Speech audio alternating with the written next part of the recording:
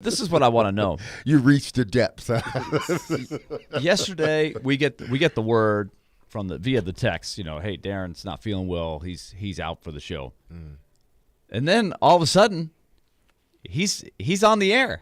He's on with Robbie and Rexroad. Yeah. So tell me how that worked. What happened? Well, so you must know something. You're setting me up to tell this story. Yeah, I didn't know I was going on with them, and they literally we were going to the doctors, we as in everybody, Maddox didn't go to school. Yeah, I had given Chase the heads up Sunday, hey, just so you know, we're kind of a hot mess. I don't know what's going on. I suspect it's really, really bad allergies. We've been outside a lot. But we were walking out the door, and my phone was blowing up, and I saw the number, and I was like, uh-oh, I guess I'm going on Robbie and Rex Road.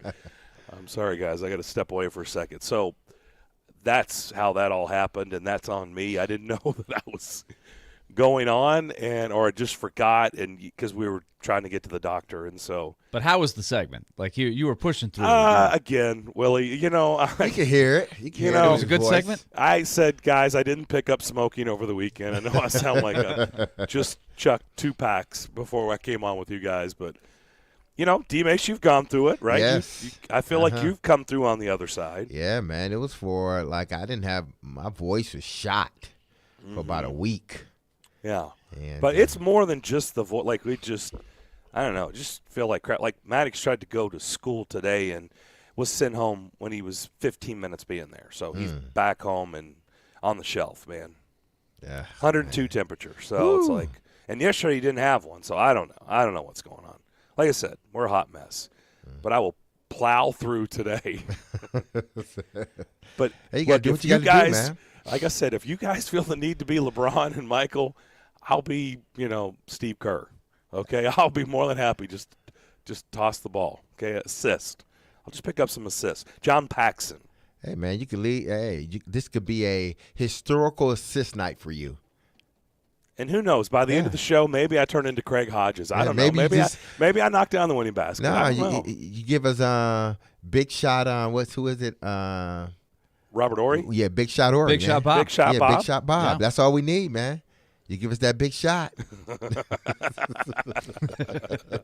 Well, as I was drifting in and out last night, I did see some big shots. There was a Big Shot Bob in St. Louis because it looked like the Blues were in control, and then you blink, and it's rut-row. This game turned in a hurry, and the Avs just poured it on. Well, that's Willie and I were talking about that prior to the show, and I mentioned how different those two teams look. Tampa, because we're talking about Tampa as well.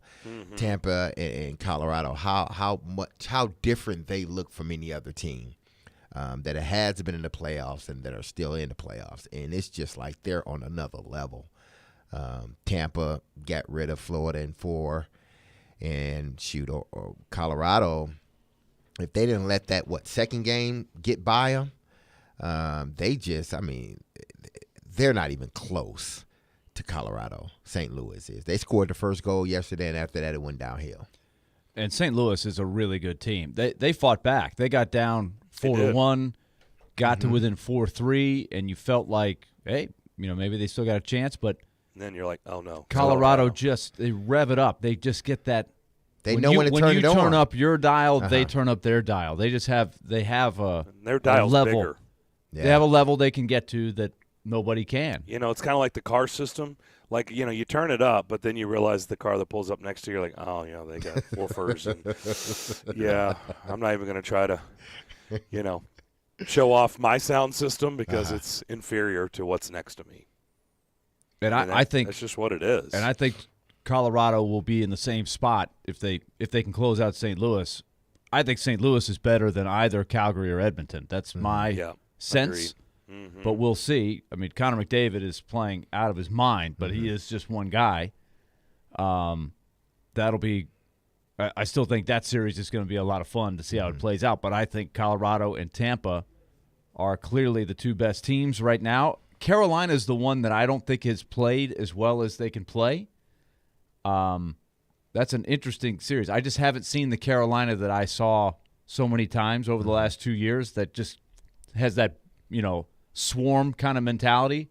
They're not playing as fast and quick that I've seen. Not their best. That's the one team I think could challenge. But man, Tampa is another one. You just watch them play. It's just you have to tip your hat. They just swept the President's Trophy team. Held them to 3 goals. That team averaged 4 goals a game. Mm-hmm.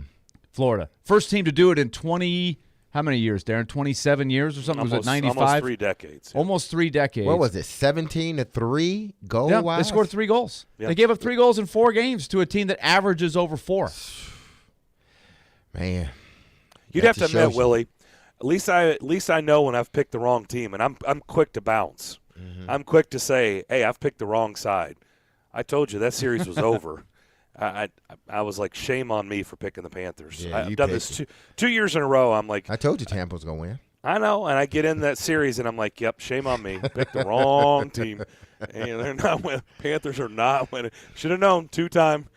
They kind of know how to win. Yeah. They have been, what is it, 6 out of the last 8 years? They've been to the conference finals? To the Final Four. Yeah. 6 out of the 8 years. One year they lost in kind of a freak thing. They got swept by Columbus in the first round, and you take that away. I mean, they're always around. Man, great nucleus, and they've got the best goalie in the world. And here's what's really saddening: Andrei Vasilevsky is 27 years old. Whoo, that's scary. He's going to be around for a while. He's a little baby still. Unless his body breaks down. Yeah, he's in his prime, and he's been the best guy for a few years now. Yep. It's not going anywhere. Nope. I told you. It was I do think I waited till after game 2 this time instead of game 1 to bounce and pull the plug and say, yep, wrong side. But I was like, this series is over. And it's just, so the question is, does Florida make a move coaching-wise? Well, they have not announced that Andrew Brunette has the job. I know. That's why I'm asking. And he could win the Jack Adams. Remember, he's been nominated. Yep. Mm-hmm. And I'll be honest, I vote for the Jack Adams. I nominated him. He's done an unbelievable job. So, goodness gracious. Of course, he's an original Predator. And for those that didn't follow, he got the job after the season started because Joel Quenneville was suspended, let go after the whole thing came to light with the beach situation with the Blackhawks back in 2010, the very unfortunate, sad, terrible incident that happened. So he takes over a team that's very strong and just leads them to the President's Trophy. They were lights out during the season, but there are a lot of people that didn't think he coached really well in the playoffs. They had trouble with Washington. They won. As we know, it's not easy to win any rounds in the playoffs. We've been documenting that. But then they seem to just be overmatched by Tampa Bay with the gamesmanship. They couldn't get the power play going. So I don't know, but how could he not come back, right? It's hockey. It's hockey. Yeah. They'll fire you in a hot minute. Yeah. Honestly, they're not afraid to move on from coaches. They never gave him the permanent tag even while they were rolling in the regular season. That has to be a little bit concerning to him, right? What have I got to do? Well, and concerning with who's out there and available. Yes. That's the other part. Yes. There's guys out there that are just sitting and waiting and have won cups. Or have won the cup as a head coach. So, and maybe that's why they haven't named him coach. Yeah, I can't imagine that he feels great.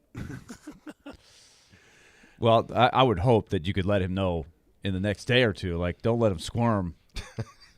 Right? But what if you squirm and still get the job, though? Yeah, that's true. Worth the squirm, I guess. Well, the way I look at it is if they were going to do it, wouldn't they have already done it? It's a fair question. But there is something to be said for digesting, letting it sit for a day or two before. You got this bad feeling we just lost. Yeah, but you're going to be choking. This food's going down the wrong side. But don't you have to almost clear the decks a little bit? You're in this real low, like everything stinks right now. And at some point you look back and you say, okay, this franchise hadn't won anything, not a single round since 1996. The year wasn't all bad. That's always the thing. It's like, it seems terrible right now. Like, oh, man, how did we not? We lost in the second round. Can't get by Tampa. That's 2 years in a row. They've had great regular seasons and lost to Tampa. Can't get by. So are you really that deficient, or can you just not get by the best team of the era? Tampa is the best team of the era. It's like the Utah Jazz with Stockton and Malone. There was one team they couldn't beat. Yeah. They were a really good team. Just couldn't beat the Bulls. Yeah. Well, that happened to a lot of teams. Yeah. You just couldn't beat the Bulls, or you couldn't beat the Lakers. Ask the or Cavs. You couldn't beat the Celtics. The Cavaliers are another great example. Cavs were really good, and they could not get past Chicago. Yeah. Look, I'm not advocating for them to move on. I'm saying it's hockey. I wouldn't be surprised by anything. The fact that they haven't announced anything, I'm just saying don't be surprised if they don't say they're not bringing him back. Now, how weird would it be if they don't bring him back and he wins the Jack Adams, which is he's the favorite. I think he's the favorite to win it. Wouldn't you almost have to bring him back in a sense if he wins that award? Well, they won't. They will make the decision on him before they unveil who wins the Jack Adams. He's nominated. He's in the final three, and I think he's going to win it, but I don't know that for sure. You win the Jack Adams and you don't have. They don't have a job. That's messed up. Unemployed. That's like being an MVP and no one wants you after that. Oh, it's like, man. Yeah, I won the MVP, but I'm not on the team right now. Tim Hasselback will join us for his weekly to begin the second hour, so that's coming up at 11 o'clock. Joseph Newgarden at high noon. We're talking hockey. Greg Wyshynski will join us to begin the final hour. Willie, you've got a word about Loan Pronto. All right, let's talk Loan Pronto. Loan Pronto, of course, they know that sometimes those credit card bills, those high-interest loans can sneak up on you over time. You think you got it moving in the right direction, but you need to change the game plan a little bit. And that's where Loan Pronto can really help you. They have an outstanding program going through your house. What they do, they can help you use the equity in your home to your advantage. It's a smart financial move. So here's the deal. Your home's value is up. Inflation has been great for it. So you can refinance your mortgage now, take money out, pay off all your credit cards, eliminate those PMI charges or the personal loans that are building up on you. Anything that has high interest, what you can do, instead of paying 20% or whatever it is, you can consolidate it into one low payment with a mortgage APR in the threes. And so that is going to make you way, way better off. In fact, a lot of people can cut their monthly budget payments by about $900, $800 a month, depending on your situation. So that's a much better monthly program for your budget. So call Loan Pronto right now and ask about their debt consolidation, fast and easy refi. It's amazing. Homeowners who do it save an average, like I said before, of about $800 a month in your monthly budget. Do it now. You can even skip your next house payment. Call Loan Pronto, 615-499-5780. That's 615-499-5780, or go to loanpronto.com. Equal housing lender, NMLS 166-1781, subject to lender approval. If you're on the road between downtown Nashville, they're still in good shape to make the playoffs, and I-840, players make it clear they don't want to be somewhere anymore. There's a new way to hear all your favorite shows and sports programming on 102.5 The Game. I go back to that play and I shake my head. What I was worried about is that they were still just going to keep the goal. It's 106.3 FM. Think about all the good Titans teams. This is very much so a run-first offense. Now you have two choices to hear Nashville's best sports talk. Check out 106.3 now and add it as a favorite. Winning this award is truly like winning the Super Bowl of car dealer awards for Mercedes-Benz. Edwin Vickery, General Manager of Mercedes-Benz of Music City. Culture, eat strategy for lunch. You have to hit on all cylinders to win this award. You can strategize all you want. You got to still have the right tools, and our tools are our people. Live the dream with three-time Mercedes-Benz Best of the Best award winner, Mercedes-Benz of Music City. Go to mbofmc.com. Smokeville Smoke Shop has been serving Hendersonville and Metro Nashville since 2015 and is committed to providing high-quality, hands-on, and personable customer service. Stop in the Smokeville Smoke Shops in Hendersonville, Gallatin, Hermitage, and Goodlettsville to try any of their wide selection of locally sourced products and selection of top nationwide brands including vapes, hookah, hand-blown glass, detox systems, e-juices, kratom products, leaf wraps, a dab bar at the Hendersonville location, and much more. Visit Smokeville Smoke Shops today. Nothing makes one feel better than the ability to give to someone in need. You have the power to give the most important gift of all, the gift of life, with a donation of your blood. Supplies are desperately low in our area, and your help is needed. Blood Assurance is a nonprofit community blood center that supplies our Middle Tennessee area hospitals. Please find it in your heart to donate. Be someone's hero today. Go to bloodassurance.org to find a location or blood drive near you. That's bloodassurance.org. Give blood, give local, save lives with Blood Assurance. You know it's going to happen, and when your car needs service or repair, remember Mitchell's Mr. Transmission on Gallatin Road, just north of Briley Parkway. Now here's Jim Mitchell. At Mitchell's Mr. Transmission, we also offer free towing with any major repairs. If your vehicle has a breakdown and you should need any type towing, towing is available through Dad's Towing Service. Dad's is a professional towing company in Nashville that provides all types towing and recovery, 24 hours a day. You know it's going to happen, and when your car needs service or repair, remember Mitchell's Mr. Transmission on Gallatin Road, just north of Briley Parkway. I love this show.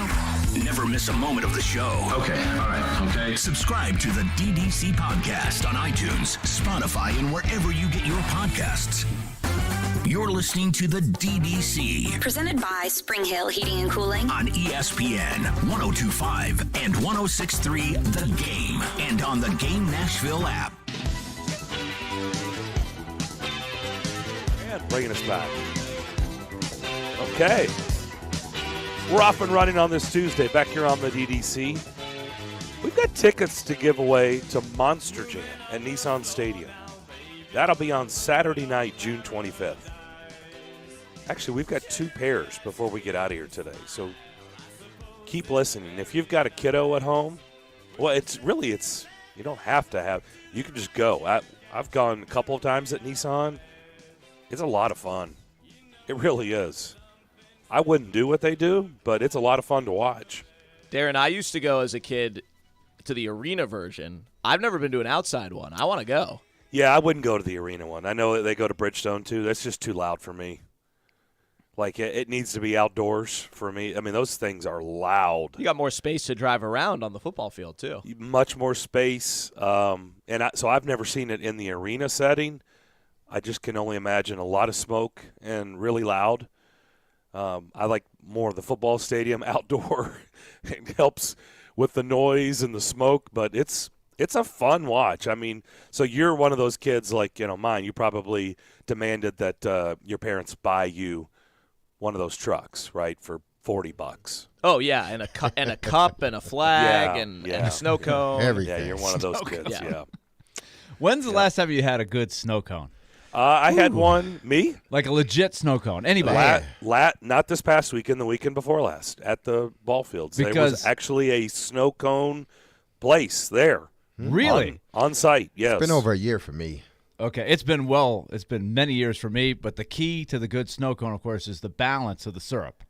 Well, right? If you go too much, you always want to have too much. See, too heavy, I'm heavy on it's the not syrup. good. I'm heavy on syrup. I'm on the heavier side, but too heavy, it's kind of too not bad. Really. Not really. Too light is a no-go, right? Oh, if it's too that's light, horrible. it's bad. It's terrible. You might as well just you be want your nice. money back. Yeah, you want your money back if you don't get enough syrup. The good news is this one, they had them inside where they give it to you, and then they had one on the outside on the side of the place, so you could just go up there and add. Oh, that's what I did. That's amateur though, because then you could go too bad. Like if a youngster with that's dangerous. He can have syrup you got to watch pouring it. out of that. Supervision, parental vision over them.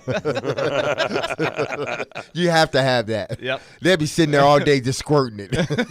That's right. You don't understand it. It's too much. It's too much. He's going too far.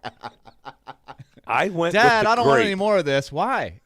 It's too sticky. It's too syrupy. Well, you did it. Exactly. You overdid it. Ding dong.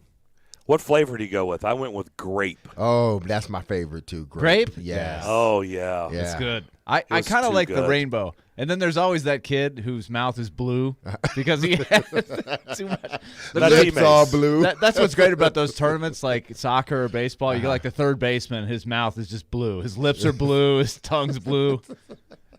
So you know what he's been eating. Batting third, the third baseman, Mr. Blue Snow Cone. Let me just tell you what shocks no one. Anyone who has seen Willie dress, D-Mace, yes, that he chose rainbow, of course he chose rainbow. I mean, I would be disappointed if he said any other flavor other than rainbow. Man, Willie That is the theme of Willie. Yeah.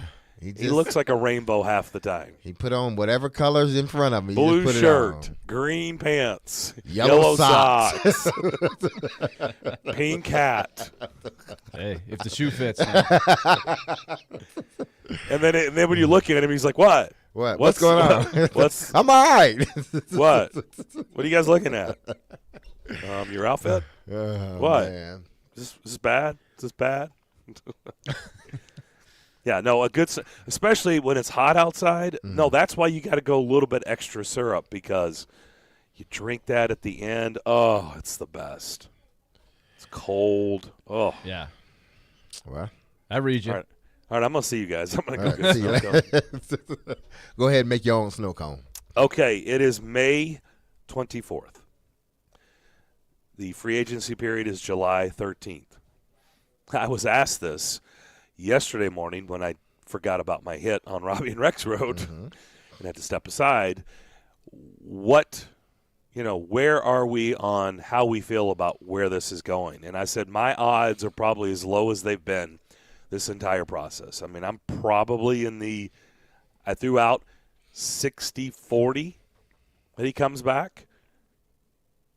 And I said, on a bad day, I could dip down to 55-45. But I said, currently I'm at 60-40. That's my lowest odds I've had this whole time. No, was that before the press conference or after? A little bit of no, it was definitely after. I mean, but it's been going the wrong way. Yeah, that's what I'm saying. Has the percentage gone down? Yeah, oh yeah. After the press conference. Mm-hmm. Okay. Yep. Yeah, it went down to 60-40. I don't know. How do you guys feel about it? Have you anything changed? Listen to bits and pieces of the press conference, and then hearing why they didn't make certain moves at the trade deadline. On one hand, I want to think, well, they wanted more money with the potential of upping the ante with Forsberg in regards to his contract. But on the other hand, it's like, man, they wouldn't, they didn't want to spend no money. Do they still want to spend money? Or do they want to build this team a different way? So I'm more 40-60. 40, he's not here. 40, he's here. 60, he's not. Oh. So you're the opposite. 60, he's not, huh? Yeah, wow. I just because my thing is everyone knew it was a priority before the season ended and before the trade deadline, and everything just seemed optimistic. And the closer you got to the trade deadline, it just seemed like it just got, not to say that something still couldn't have happened, but they just got further and further away from each other. Now, it could have been, hey, listen, we're on this playoff run. Let's just cease talks and, concentrate on the task at hand. But I can understand that from a player's point of view. But from the agent and the GM, you can walk and chew bubblegum at the same time. Some can, some can't. Exactly. And I trust that Poyle, he's been doing it long enough, he can walk and chew bubblegum at the same time, as well as Phillips' agent. Yeah. So Phillips saying, hey, I can understand a player saying that, but y'all working behind the scenes. Y'all can do what y'all need to do to get a deal in place. And it still didn't happen. And it still hasn't happened. So when does it actually happen? Is it pushed right to the free agency time clock? Because if it's not done before free agency, it goes down tremendously. It goes down to 80-20. I mean, 20-80 for me. I think it's really time to sound the alarms. If it goes to, what did you say it was, Darren? July 13th. July 13th. So there's still a lot. You still got a month. And for example, Brian Rust just signed the other day. That was sort of out of nowhere. If you listen to what Elliott's been saying, he was very skeptical that they would get that done. And Brian Rust had said he dropped some signals like, I want to be paid fairly. But by a lot of people's accounts, he took a little less to stay with Pittsburgh. Mm-hmm. And now there's a lot more optimism that they could get Chris Letang and Evgeny Malkin signed, which I think a lot of people would not have bet that they'd go 3 for 3, and they still may not. Those guys are tricky ones because Letang and Malkin are aging superstars, right? I think Letang leaves, Malkin stays. You think so? So that's you get choked up, Max? Thinking Max about is it? Crying. He's a yinzer. He's a yinzer. Max is a yinzer. He's the oh man, they hit him hard. So we'll use the example that I've used often is Gabe Landeskog. It went right down to the last minute. Now he did take less money. He took less money than he would have gotten on the free agent scene, but he took the 8th year, and he wanted to stay with a team that he knew would have a chance to win the whole thing. So that's a somewhat of a unique situation, but it can go down to the last minute. And so, look, if you want me to put a number on it, you said 40-60, D-Base. Darren said 60-40. I'm still optimistic. I'm still at least 66% that he stays. But I'm trying to prepare myself that if it doesn't happen, as David Poyle said, we've got to have plan B, C, D, that there is a plan. You know, there is a solution. There's a way that you can make it work. I will never forget how down I felt when they did lose Ryan Suter. Mm-hmm. I mean, it seemed like it was devastating.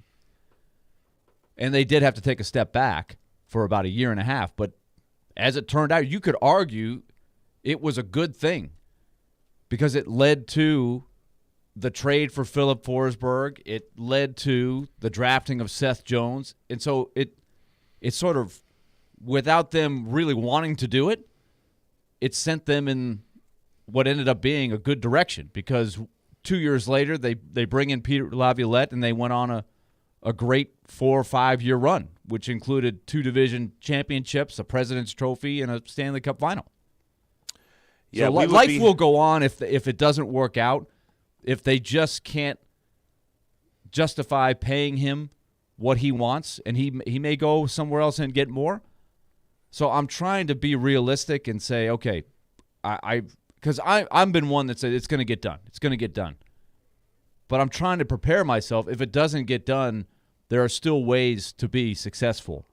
And so you look at the Ryan Suter situation. But I'm still going 67% that it's going to get done. We would be sounding the alarms and hitting the breaking news sounder if they didn't bring him back and you said you didn't know the plan. So you scared me there for a minute. But you did say there is a plan if he doesn't come back. So I was getting nervous. Plan B, C, D. Right, but we just don't know which plan they like the most. B, C, B? or What? D. I thought after A, B, you don't want to see C's plan, really. You don't want to see D? Or D. Yeah. No, you don't want to see those two. Yeah. If so anything, you rank them in order? That's how you do it? You rank them in order? They would have a lot of money. That's the thing. If they didn't sign Forsberg, and look, you can talk yourself into almost anything. Like if you want to make the argument that it may not be the best thing to sign Forsberg to that big of a deal, you start looking at players who, signed the big contract at his age and how many have their best years after the contract. It doesn't always happen, that way. Do you now, remember guys last like Malkin and those guys, there are some guys. Yeah, but those the guys best guys. Those are old guys. Letang is like 46. No, I'm talking about from the age 28 to about 35. That's about what you're trying to lock up Forsberg with. Yeah. Right? Are you going to get productive years over the length of that contract for 8 years. You remember last week when you were even throwing out 4 names, or 5 years. Who was the guy? I was like, yes. Who was the guy I said? The minute you said his name, I'm like, yes. A free agent? Yep. No hesitation. I was like, yep. I'll take him. Did you watch last night? Was it Gaudreau? It was Kadri. Oh, Nazem Kadri, yeah. Kadri. Yeah. The guy who had a hat trick last night? Yeah. Mm-hmm. He's playing really well. Mm-hmm. Just saying. I like him. He's good. And he doesn't take any crap. I like him. All right, we'll come back and discuss on the other side what's happening starting today. Yeah, what's happening down in Hoover starting today. We'll discuss that next. Hey, Preds fans. Running across to make the save is Sarah. You can now hear Nashville's best sports talk. The backhander, he scores! And every Predators game on 106.3 FM. Oh, that was a thing of beauty. From downtown Nashville to Rutherford and Williamson counties. Duchesne with the overtime winner. Catch all the action on 102.5 and 106.3 The Game. This is Chef John from Kitchen Notes at the Omni Nashville. Invite you to come join us for breakfast and lunch. We are offering some exciting new menu items. For breakfast, we have a smoked prime rib hash. Comes with a sunny side up egg, hominy, caramelized onions. It's a great start to your day. We are featuring a sourdough pancake made with a sourdough bread starter. It's a fun spin on the classic buttermilk pancake. As always, Kitchen Notes is serving biscuits all day. Come join us and create a memorable experience here at the Omni Hotel. Food is all about memories for us. We'd like you to start a new memory here at Kitchen Notes in the Omni Hotel. Breakfast at Kitchen Notes in the Omni Nashville Hotel.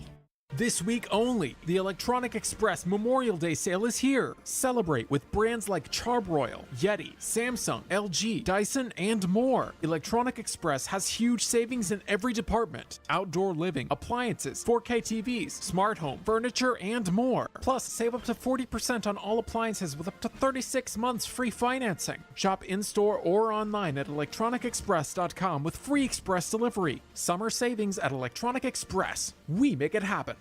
So many times guests come in with pictures from Instagram, Pinterest, and Facebook and are amazed that we have those rings in stock. David Cooper, Vice President at Genesis Diamonds, talking about how Genesis stays on the cutting edge. We pride ourselves of staying ahead of the curve of fashion and seeking what's new, what's hot all over the world, what's hot all over the internet, and having that in stock for you, where other stores are still chasing styles that were cool maybe 5 or 10 years ago. Why settle for an outdated style or a stale design? Make the switch to Genesis and get the ring of her dreams with over 4,000 cutting-edge choices from the top bridal designers in the world. We have the designer looks that you see everywhere in stock in a variety of metals, a variety of sizes and shapes, and a variety of budgets, so every customer can have exactly what they want. Genesis Diamonds and pre-owned Rolexes. We are so honored and proud that so many people have made the switch to Genesis Diamonds and not only told their friends about Genesis, but have brought their friends to Genesis. Green Hills and Cool Springs. Hey everybody, it's me, Chase McCabe, and I'm so excited to be talking about my go-to drink when I'm out and about, Screwball Peanut Butter Whiskey. Screwball is the first and most awarded peanut butter whiskey in the world. It's an original, just like me, the suit. I take Screwball as a shot, but it's great on the rocks, in an old-fashioned, an espresso martini, and many more. So next time you're out and about, ask for Screwball Peanut Butter Whiskey. Enjoy responsibly. Copyright 2022, Screwball Spirits, LLC, San Diego, California. Whiskey with natural flavors, 35% alcohol by volume. Men, what if I told you that now you're able to get testosterone replacement therapy in the comfort of your own home? No more weekly trips to the doctor's office. We come to you 7 days a week, 12 hours a day. Be seen by a licensed medical professional in the privacy and comfort of your own home or office. You decide. Schedule your appointment today at CoolSpringsMDformen.com. Robbie and Rex Road here on ESPN. Welcome into the DDC. Stomach Company is delivered. There's a new way to hear 102.5 The Game.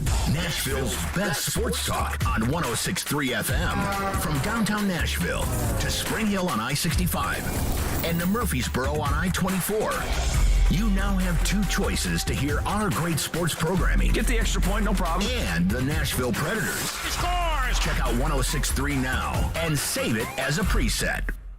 What's happening in Nashville? This is Scott Van Pelt. You're listening to Nashville's best sports talk, ESPN 102.5 The Game.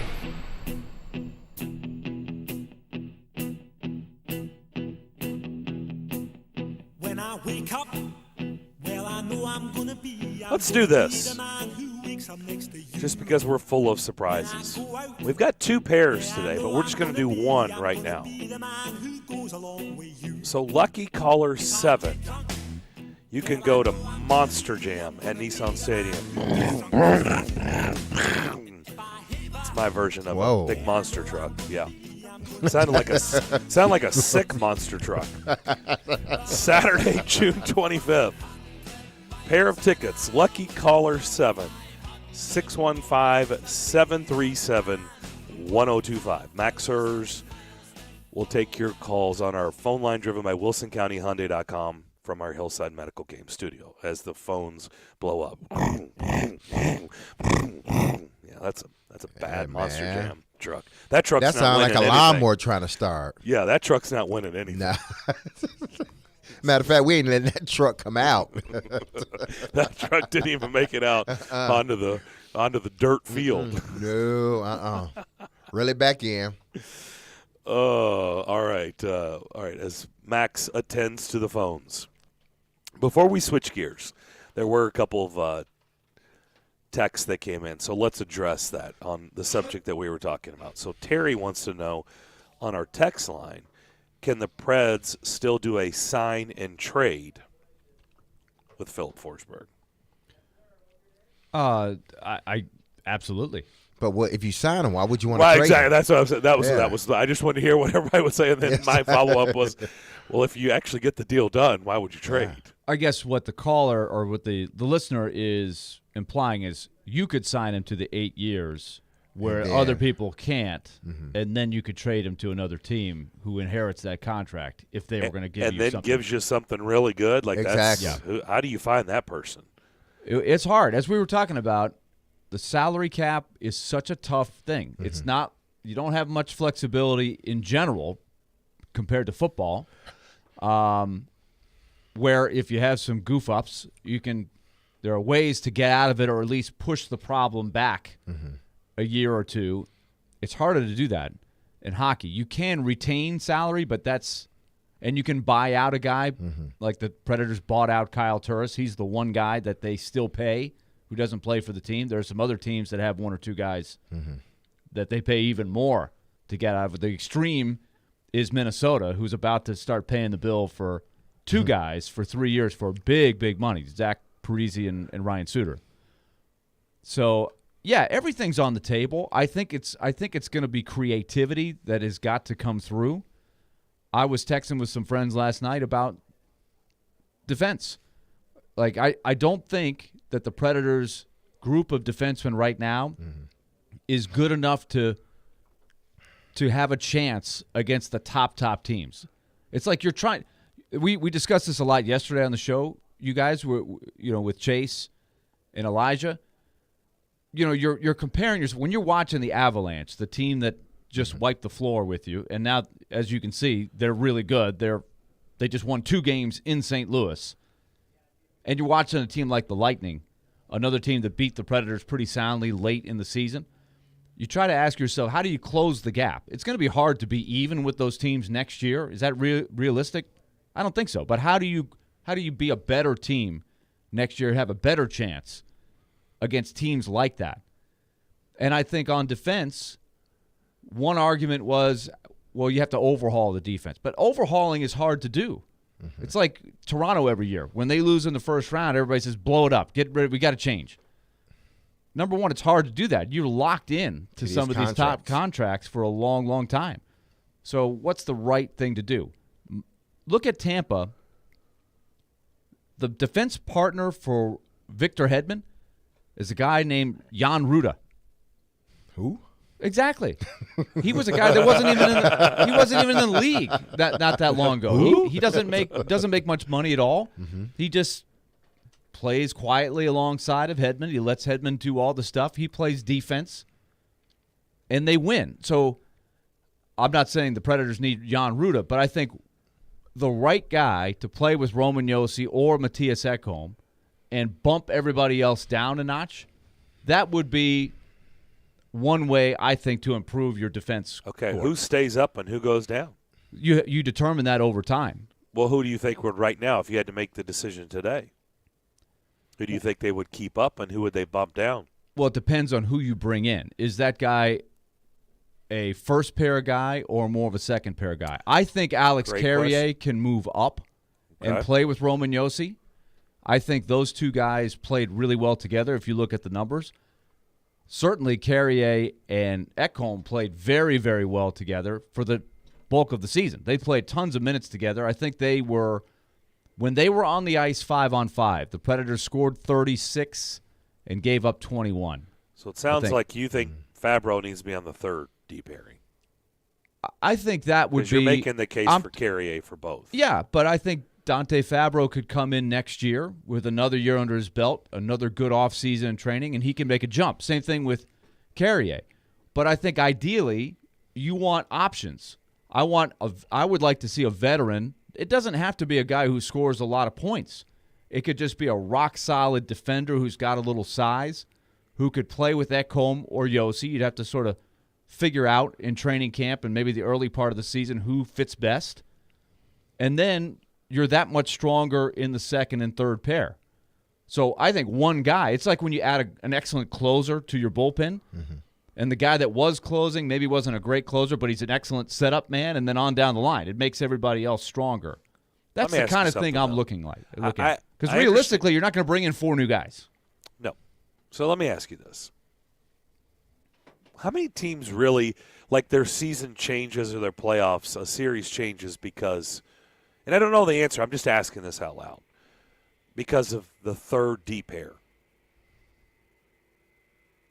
I think if you take a look. You know what I mean? But you need depth. You need. Here's where the third D pair comes in. I understand what you're saying, but I mean, really in the big scope, like how much does it really, like on the list of things to do, is that really that important to them taking the next step forward?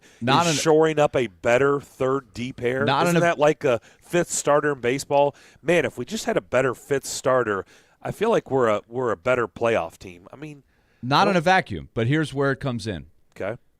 During the season, if your second defenseman or your third defenseman get hurt, who do you have that can move up and play there? That's where if you had Fabro starting on the third pair, he could easily move up and play in your top 2 pairs for stretches during the season, or maybe during the playoffs. That can happen. So that's where the depth.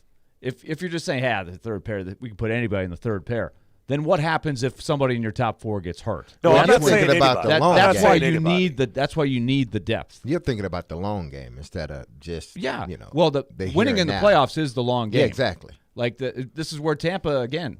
They lost Braden Point up front. Like he's not a defenseman. They lost him, and they still were good enough to sweep the President's Trophy winning team. That's showing that the depth. The depth picks up the slack. They found ways. They have enough guys to go to that they can get the job done without a key guy. Willie, is Derek stepping away from the show with the shop vac and vacuuming his car out? No, that's something's going on in the parking lot. Yeah, something's going on. I feel like I hear a shop vac. Okay. Yeah, they're cutting the grass, man. I thought D-Mace lawn people decided to, I'm going to take this segment to vacuum out the car. No, not today. I ain't vacuum out no cars. I thought it sounded like a shop vac in the background. I can go ask the guy to, hey, man, put your weed whacker down for a while. Congratulations to Jared in White Bluff. Jared was lucky caller 7. Jared is going to Monster Jam. Where's White Bluff? It is in Dixon County, and Jared and I had a nice conversation about it. Okay. It's by Creekwood High School. I don't think I've ever been to White Bluff. I don't think. Yeah. So, well, thank you for listening, Jared. Go enjoy Monster Jam. They'll sound a lot louder than that. Man. Okay, I promise you. We'll come back and wrap up the first hour. Tim Hasselbeck coming up at 11. It's a sorry Monster Jam truck sound. It really was. We'll come back and do that next. Every Wednesday at 5, join us for Jared versus Joe as they debate all of the big topics in sports, presented by Parman Tractor and Equipment and Mayweather Boxing and Fitness on ESPN 102.5 The Game and the Game Nashville app. From the Fox 17 News Code Red Weather Center. I'm Fox 17 News Code Red meteorologist Dan Guthrie. Partly to mostly cloudy skies today with an afternoon high of 85 degrees. We'll also have a couple of scattered showers and storms moving up from the south this afternoon and evening. This weather report brought to you by Hiller Plumbing, Heating, Cooling, and Electrical. Call the Happy Face Truck today.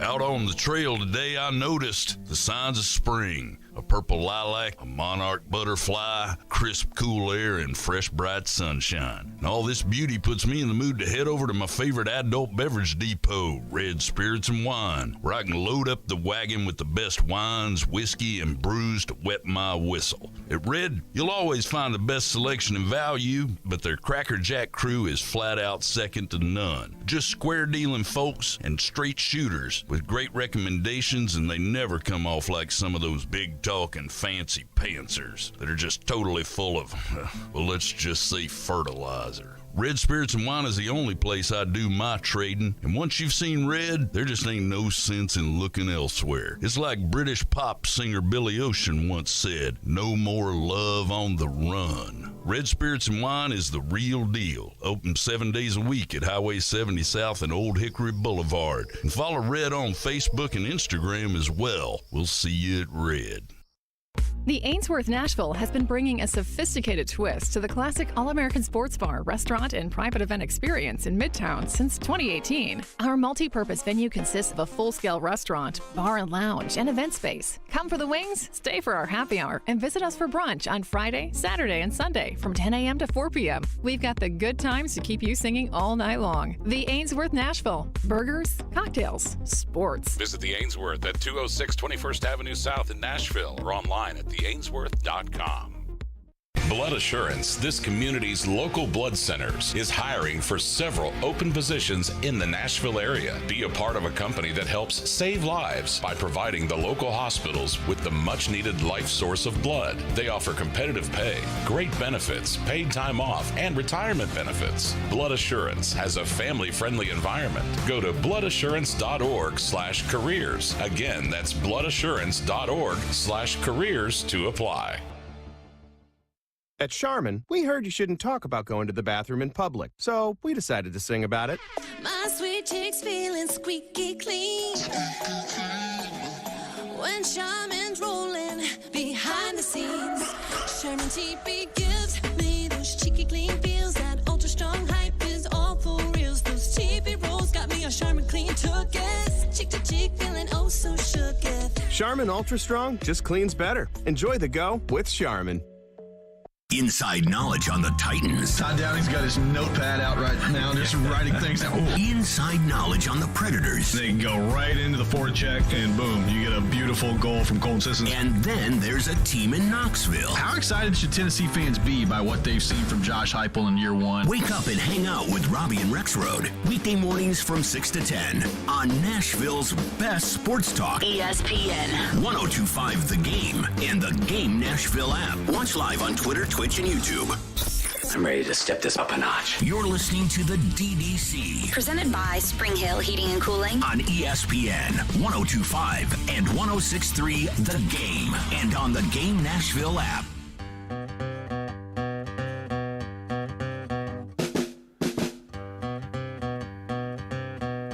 Tim Hasselback coming up at 11 o'clock to begin the second hour here on the DDC. Darren McFarland, Willie Daunic, Derek Mason with you. Titans, OTAs, voluntary. Wink, wink. Kevin Byard, Jeffrey Simmons, Zach Cunningham, Harold Landry, Danico Autry, Bud Dupree, Derrick Henry, Nate Davis, Jeff Swaim. Not at OTAs, from what I can tell on Twitter. Organized Attendance. team activity. Taking attendance. Is it mandatory? I forget OTAs. Are they mandatory? It says, I think they are voluntary. Voluntary. Yeah, they're voluntary.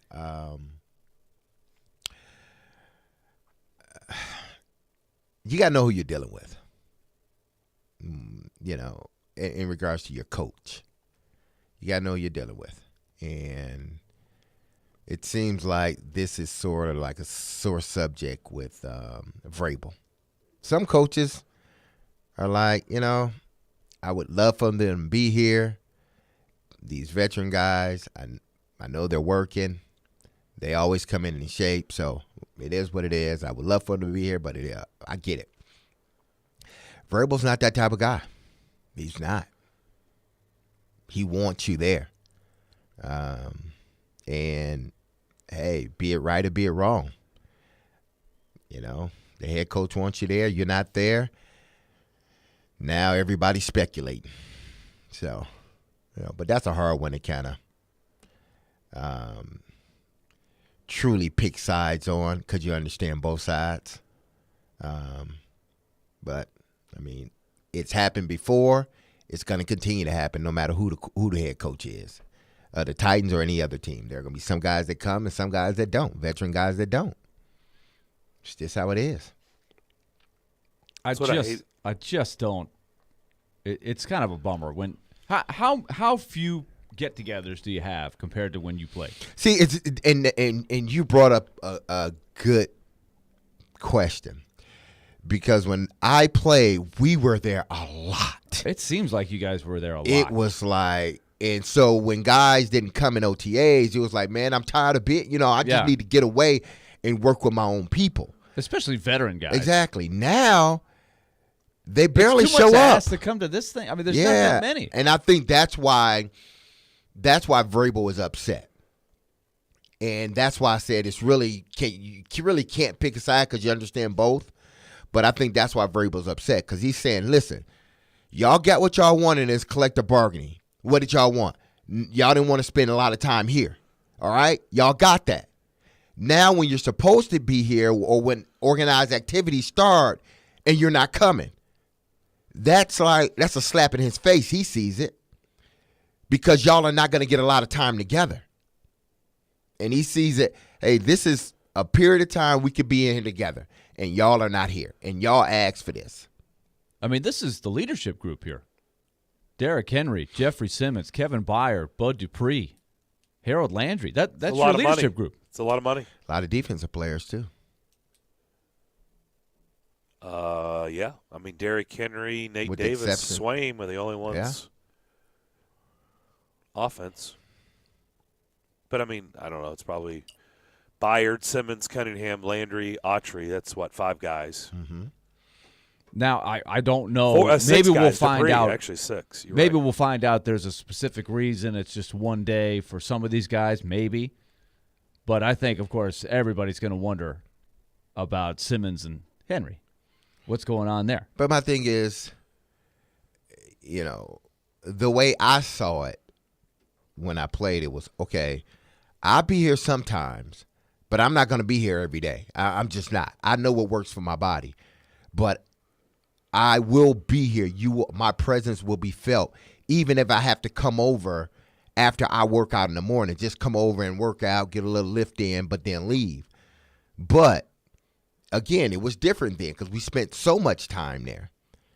And it's like, I'm going to come in, but I know what I need for my body. And the best way for me at this particular time in my career to make sure that I'm ready for the season, for a full 16 games plus, is to work outside of this building. And it proved right. That's why they couldn't say anything to me. Because it was like, I'm coming in shape. I know the playbook. I came in sporadically during that time. It wasn't like I was completely gone, but I came in sporadically. And if you said something like, I need you here more, then I would come a little bit more. So that's why it's like, this day and age, you understand a little bit of both sides, especially Vrabel's, because he's like, you guys are not here that much anyway. That's what would bug me if I'm Mike Vrabel. It's like, what else do you have? I mean, are we? But I think if there's a contract situation, that is sort of understood, right? Mm-hmm. So are we to now take? Is Byard have a contract situation? I don't know. But Byard was here a couple weeks ago, right? Yep. He was here. So I just think Byard's like, man, I work better outside the building. Not that I'm not going to show up, but I'm getting my work done. and we've never questioned Byard, because I'm pretty sure this is not the first year he's done this, and we've never questioned Byard's work ethic, whether he came in out of shape or his leadership. We don't question that. Correct. Just like you don't with Derrick Henry. Exactly. Right? But this is or not Jeffrey Simmons. But this is not the first time. I'm saying Byard because he's a little bit older than Jeffrey Simmons. I think him and he did he come in with Henry or right after Henry? He might have came in a year after Henry. Around the same time. That's just interesting. The group of names. Those are guys that I think are all great team guys, leaders, set the tone, hard workers, all of that stuff. So I'm really curious as to why they're all not there. Is it all with contract? I mean, Landry just signed a new deal. Yeah. Why is he not there? Let's ask Tim Hasselbeck to begin the second hour if he thinks it's a big deal or not. We'll do that coming up at 11 o'clock in about 3 minutes or so. Stay with us. DDC, ESPN 102.5 The Game, and 106.3. Now, you may say, well, a quarterback is more important than a running back. That's fine. You can say whatever you want. The voice of the fan. Even if we have to develop him while he's playing, I just want a boring first-round pick. The voice of Nashville sports is your home of Nashville's best sports talk. ESPN 102.5 The Game and the Game Nashville app. ElectronicExpress.com. We make it happen. From the Fox 17 News Code Red Weather Center. I'm Fox 17 News Code Red meteorologist Dan Guthrie. Partly to mostly cloudy skies this afternoon. High temperature up to 85 degrees. We'll also have a few scattered showers and thunderstorms this afternoon and evening. This weather report brought to you by Hiller Plumbing, Heating, Cooling, and Electrical. Call the Happy Face Truck today. Hi guys, it's Andrew with Hillside Medical Clinic. Is erectile dysfunction damaging your relationship? Are you sick of the pill and all the side effects? Well, welcome to the future. We have a major medical breakthrough.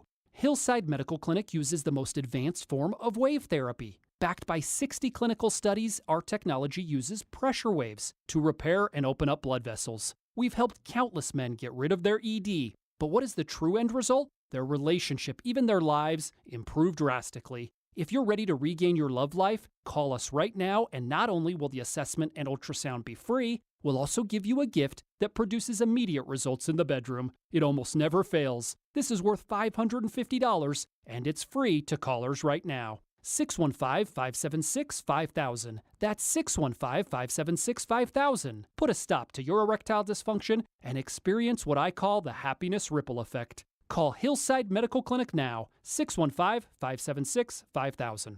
Hey, it's Jared from my official sportsbook app, the FanDuel Sportsbook app. Go yard all summer long with $5 Dinger Tuesdays on FanDuel Sportsbook. This season, all customers will get $5 for every home run hit by both teams when you place a $25 to hit a home run wager on a Tuesday MLB game. That's right. And the best part about Dinger Tuesdays is even if your bet loses, FanDuel will pay you $5 for every home run. With players like Guerrero and Acuna, Trout, and others, you'll certainly want to get in on all the action. So what are you waiting for? Pick your home run hitter and turn big swings into big wins. There's no better place to bet America's pastime than the FanDuel Sportsbook app. If you're new, use the promo code JGM. Again, that's promo code JGM at sign up. 21 and older in present Tennessee. Bonus issued as non-withdrawable site credit that expires in 7 days. Max bonus $25 and restrictions apply. See full terms at sportsbook.fanduel.com. Gambling problem? Call the Tennessee Red Line 1-800-889-9789. Hey, Nashville, it's Chase McCabe, Program Director of ESPN 102.5 The Game, and there's a new way that you can hear Nashville's best sports talk. It's on 106.3 FM. From downtown Nashville to Spring Hill on I-65 and to Murfreesboro on I-24, you now have two choices to hear our great sports talk programming. And, of course, the Nashville Predators. Check out 106.3 now and save it as a preset. Ray Magliozzi here for eBay Motors. You're driving along and some nimrod cuts you off. You hit the horn. Jeez, it sounds like a goose in distress. Time to head over to eBay Motors. They have horns for every make and model, not to mention horn pads, steering wheels, wiring, and more. 122 million parts. You can even go for an upgrade. Now, it looks like Mr. Cutoff Man needs a new seat cover. Try eBay Motors, pal. Get the right parts at the right prices. eBay Motors. Let's ride. From the Hillside Medical Game Studios, WPRT-FM Pegram, WPUC HD2 Laverne, broadcasting 97.5 Murfreesboro, 106.3 Williamson County. ESPN 102.5 The Game and the Game Nashville app. A Cromwell media station. Informative conversation while you work. This is the DDC. Presented by Spring Hill Heating and Cooling on Nashville's best sports talk. ESPN 102.5 and 106.3 The Game and on the Game Nashville app.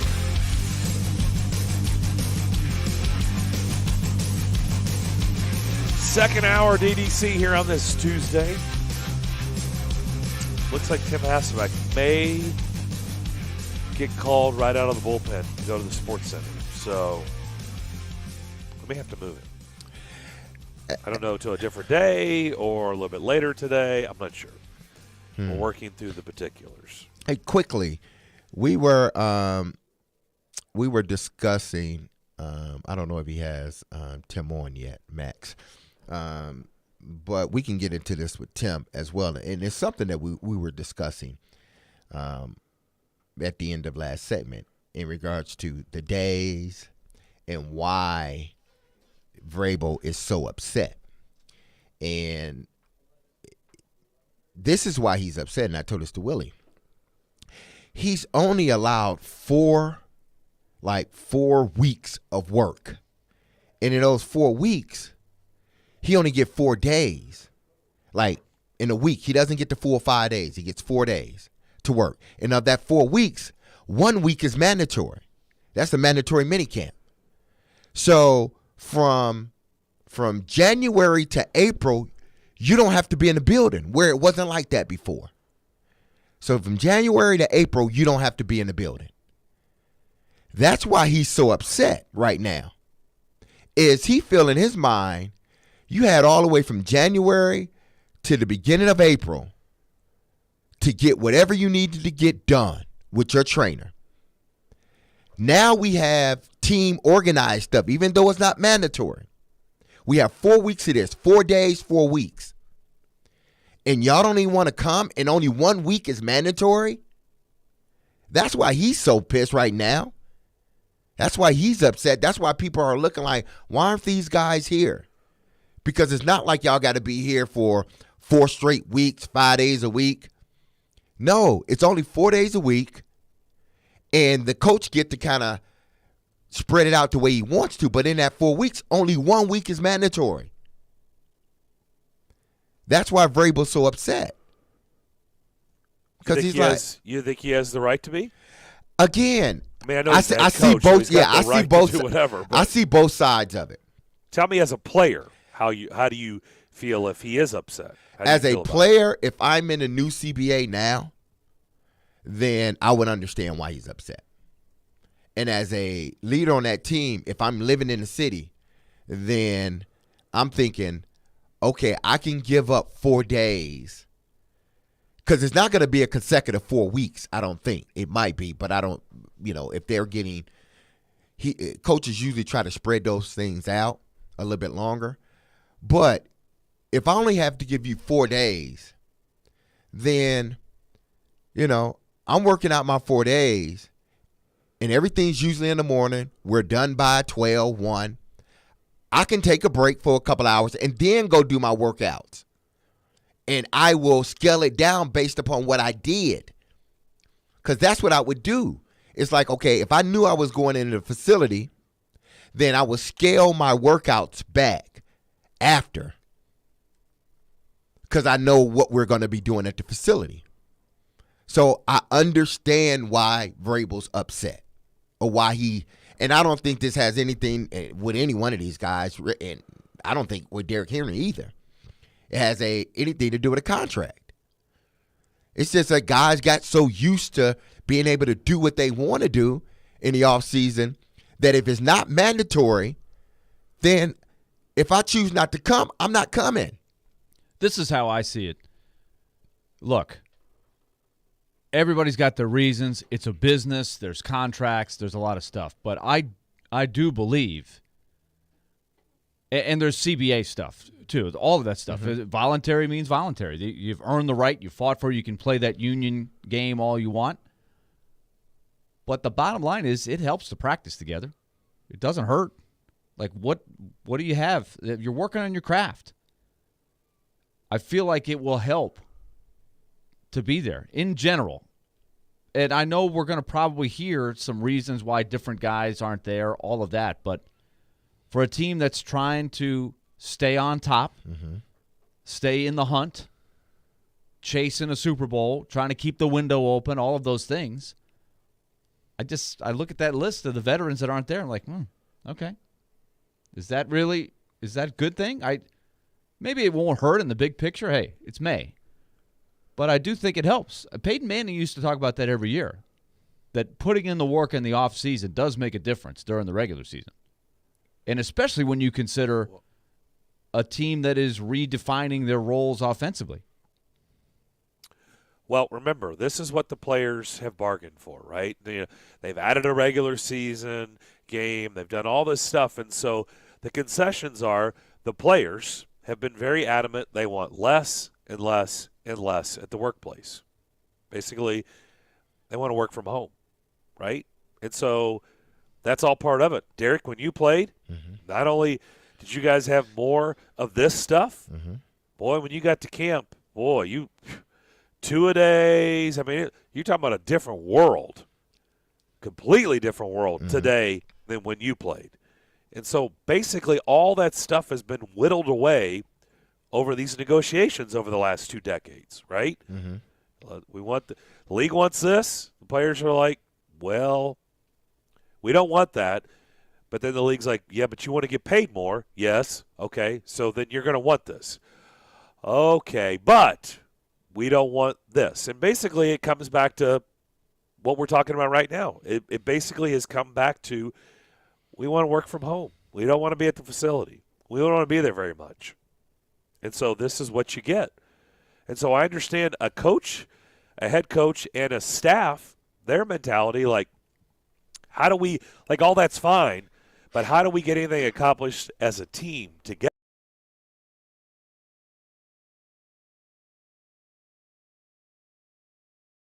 Vrabel's going to speak here in a little bit. We'll carry that after Tim, what Mike Vrabel said today. But really, overall, he doesn't have any recourse. He doesn't have anything to say other than to kick and scream and tell him, I'm disappointed that you're not here, because that's the word he's going to use as a father figure. I'm disappointed you're not here at OTAs. But ultimately, he's got he doesn't have a stick to swing. He can't do anything about it. Right? No, there's nothing he can do about it until it's mandatory, which they do have. There's a percentage of this that will be mandatory. I think the whole voluntary thing is crap. I think it's stupid to ever go into any negotiations and use the word voluntary.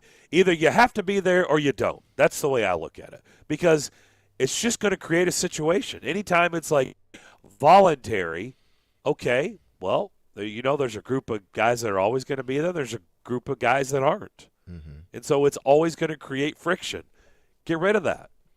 Me personally, I think when you leave it open to interpretation of, like they may say the right things, but, we'll be there. And then, something happens and they're like, yeah, we're not going to be there. I won't be there. Don't leave it. I hate the whole voluntary. Like, what do you mean? Either you want us or you don't. Like, we've all been in the work situation where your boss comes to you and they're asking you a question, but they're not really asking you a question, right? They're not asking you. Like, they're framing it like they're asking you, how do you feel about working on Memorial Day? Well, what do you think I'm going to say?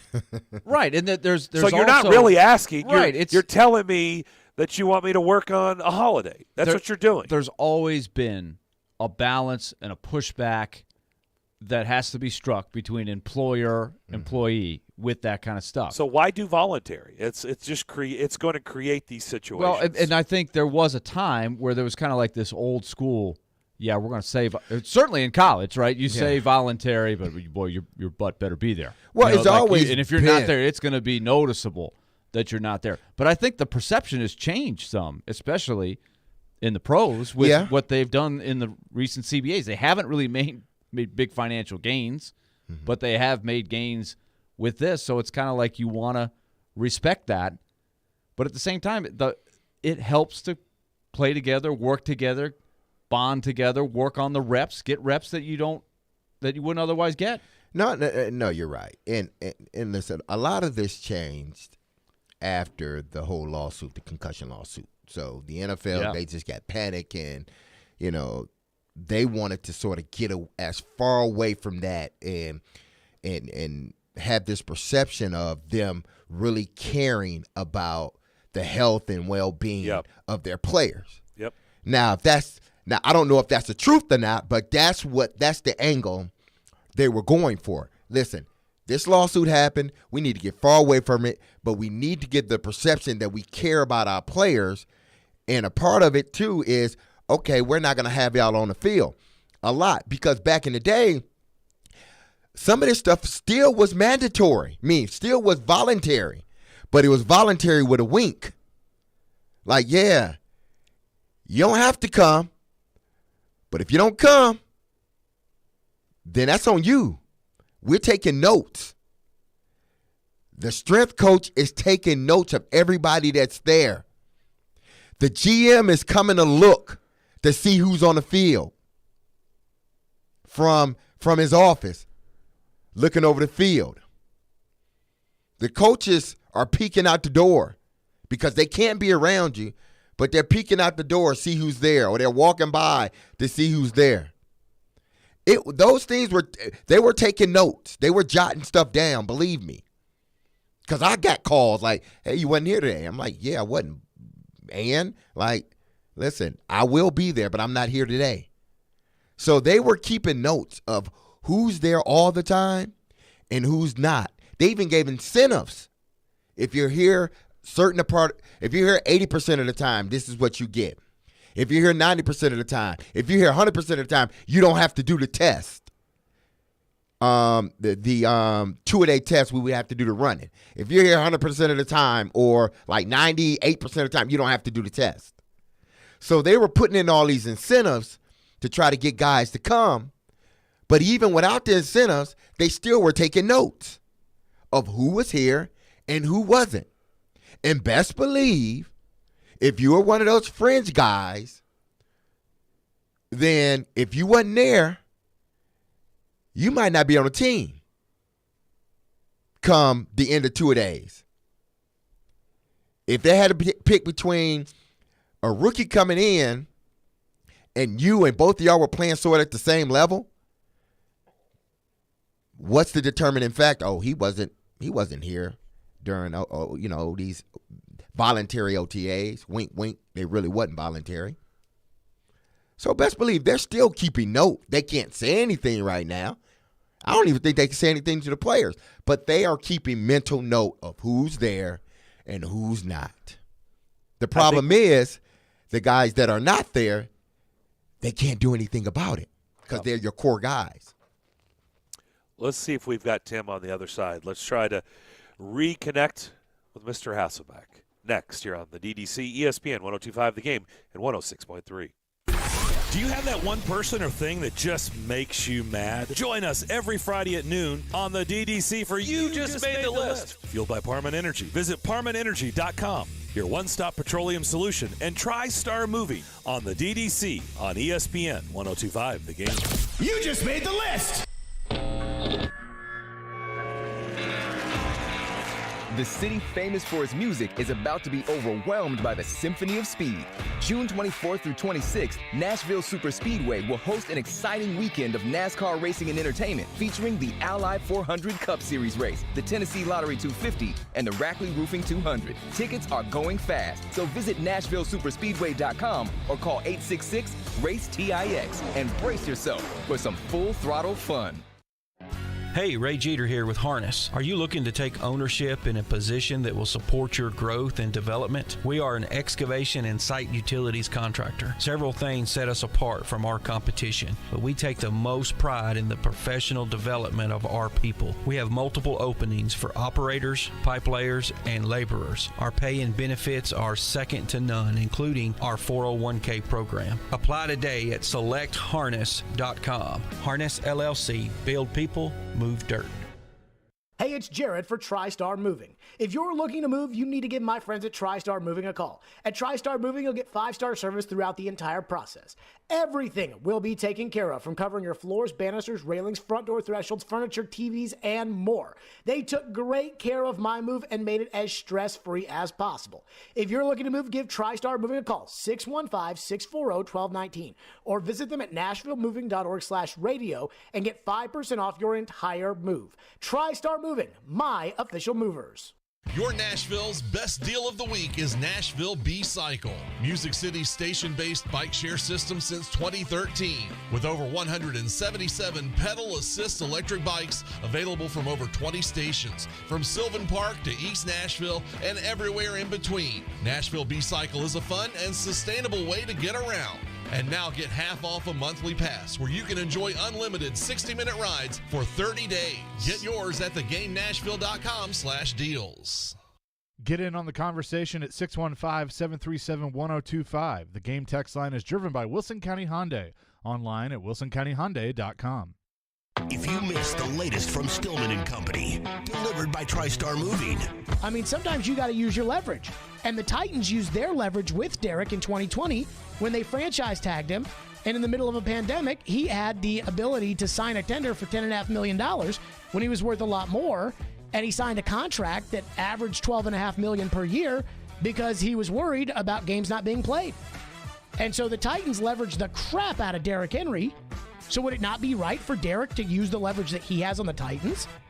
It's almost like Derek has been trained his whole life to be the most perfect football person, that he is afraid to cause a controversy because of how, that would make you look like a bad teammate and all the things that people are taught from a young age about why things don't work, why things do work. And so this is a catch-22. Tune in Stillman and Company with Jared Stillman. Weekday afternoons from 2 to 6. On ESPN. 102.5 The Game and the Game Nashville app. Parman Tractor and Equipment is your one-stop tractor and equipment solution. And Middle Tennessee's Link Belt and Takeuchi dealer. Rent or purchase a track loader, mini excavator, large excavators for your job site, or something in between. Parman is now hiring and seeking qualified candidates for construction equipment truck drivers, service technicians, and more. Apply at parmantractor.com or call 615-865-7800. Come be an employee owner with the Parman team, your Middle Tennessee Link Belt and Takeuchi dealer. It's on. It's happening. Remember, you can watch us on YouTube, Facebook, Twitch, and Twitter. Get out of the way. I'm watching the game. Presented by the law offices of Amanda Gentry. You're listening to the DDC. Presented by Spring Hill Heating and Cooling. On ESPN 102.5 and 106.3 The Game. And on the Game Nashville app.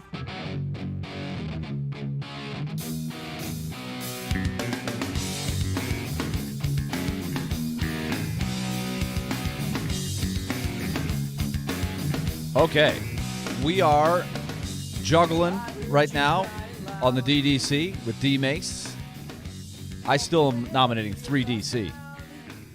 Derek, I think that should be the new name of the show, but we're waiting on Tim Hasselbeck right now. We think he's going to call in any second, and we will talk some football with him.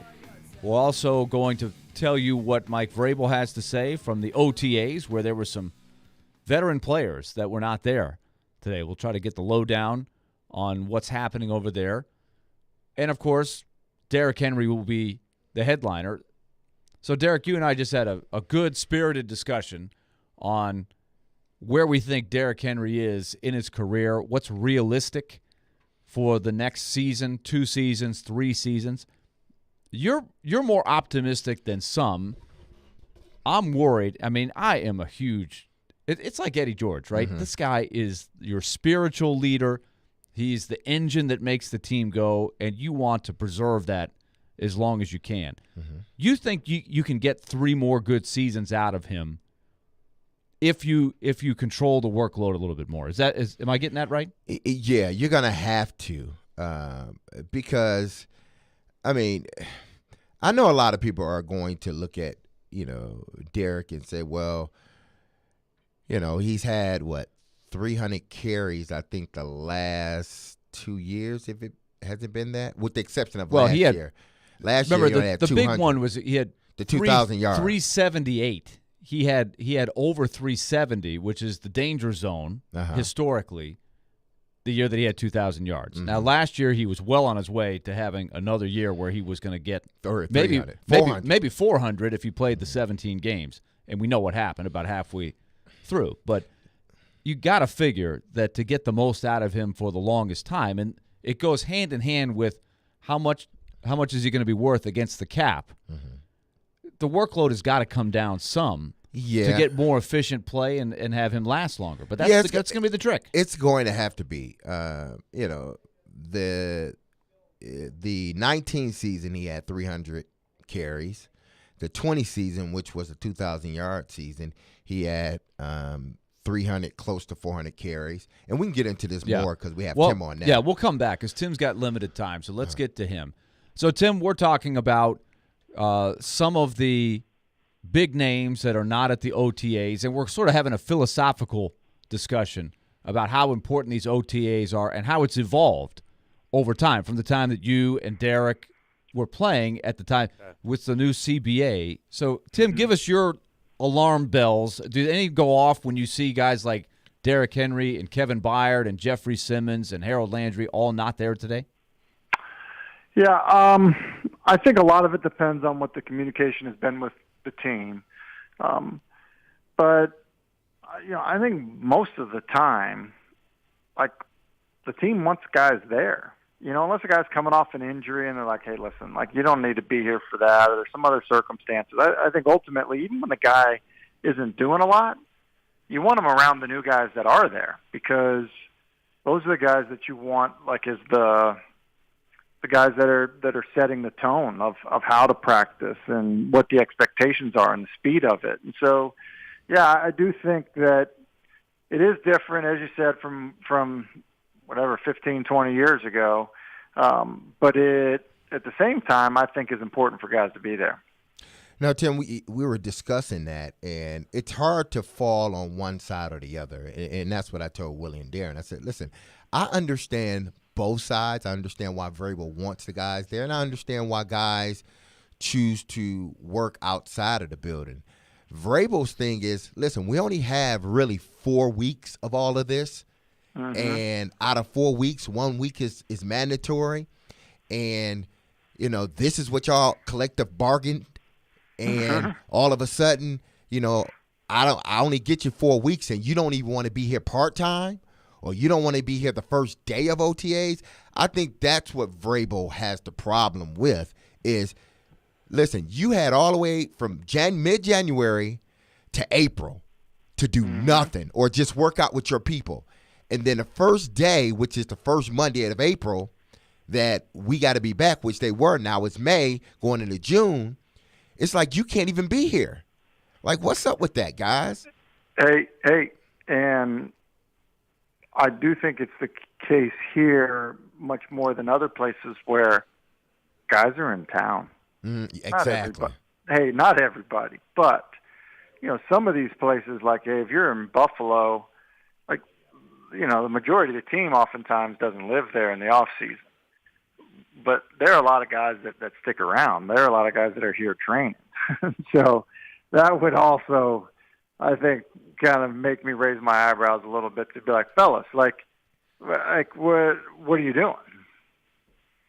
Now it's been speculated that Derrick Henry would be. This is sort of his holding out, but not holding out situation.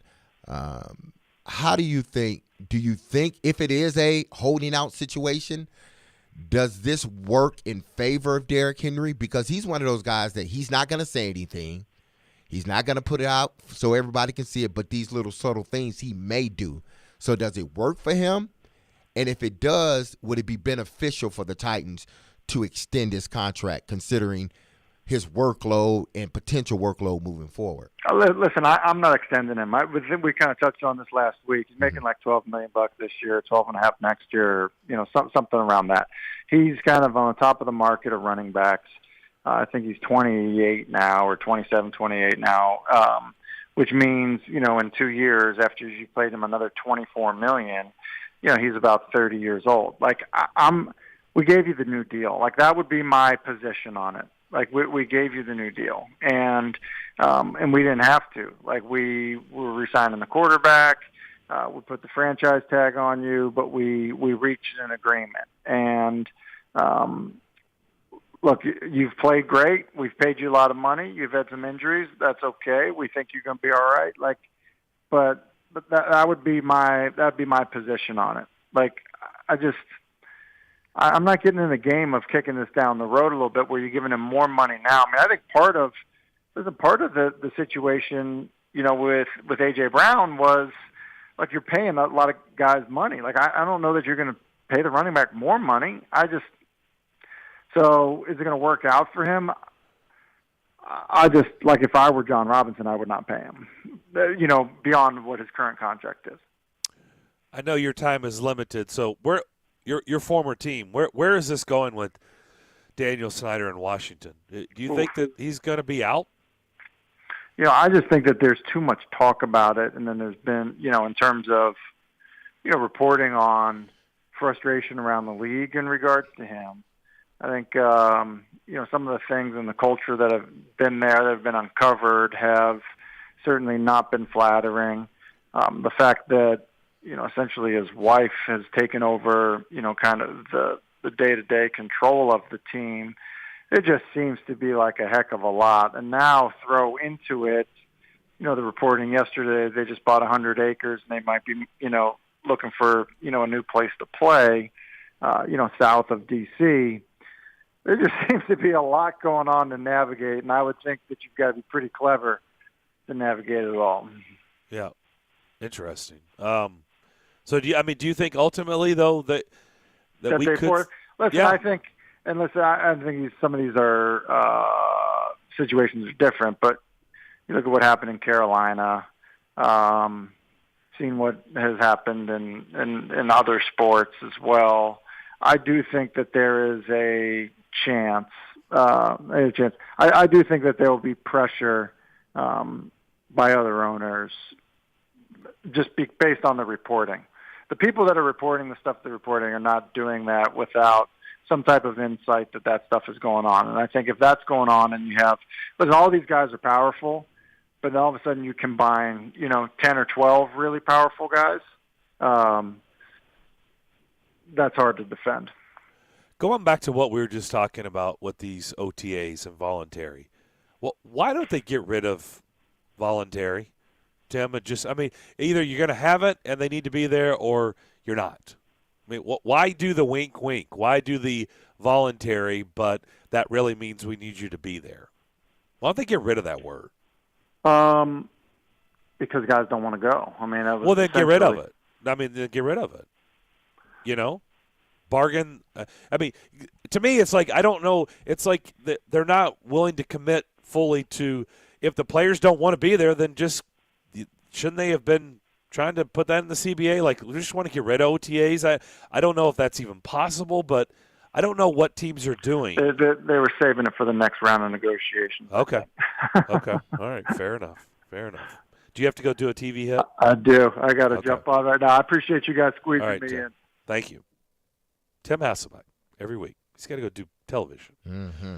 I think we'll have Mike Vrabel on the other side. Let's see what he said about today's OTAs. Who was there, who was not, what they accomplished. Tell you what, Robert Woods there. What does that mean for them moving forward? We'll see if we can hear what the head coach had to say on the other side here. DDC, ESPN 102.5, The Game, 106.3. Hey, this is Roman Yossi, and this is Nashville. Going to the front of the net, he scores. What a gorgeous move. Roman Yossi. You're listening to the flagship of the Nashville Predators radio network, ESPN 102.5 The Game. Hey everybody, it's me, Chase McCabe, and I'm so excited to be talking about my go-to drink when I'm out and about, Screwball Peanut Butter Whiskey. Screwball is the first and most awarded peanut butter whiskey in the world. It's an original, just like me, the suit. I take Screwball as a shot, but it's great on the rocks, in an old-fashioned, an espresso martini, and many more. So next time you're out and about, ask for Screwball Peanut Butter Whiskey. Enjoy responsibly. Copyright 2022, Screwball Spirits, LLC, San Diego, California. Whiskey with natural flavors, 35% alcohol by volume. What if you could be debt-free in 3 weeks? Hey, Willie Daunic here. My friends at Loan Pronto are helping people do it every day. It's Loan Pronto's Debt Consolidation Home Refi, wiping out tens of thousands in credit card debt. Listen, your home's value is way up. You can refinance now, take money out to pay off all your credit cards, eliminate PMI charges, pay off personal loans, or other high-interest debt. One local couple had over $50,000 in credit card debt. Loan Pronto did a debt consolidation refi. And even though their mortgage rate went up a tad, they cut their monthly payments by $900. Why pay 20% interest when you can consolidate it to one low payment with a mortgage APR in the threes? Homeowners who do it save an average of $800 a month. Do it now and even skip your next house payment altogether. That's what I call financial freedom. Call Loan Pronto now. 615-499-5780. That's 615-499-5780 or loanpronto.com. Equal housing lender, NMLS 166-1781. Subject to lender approval.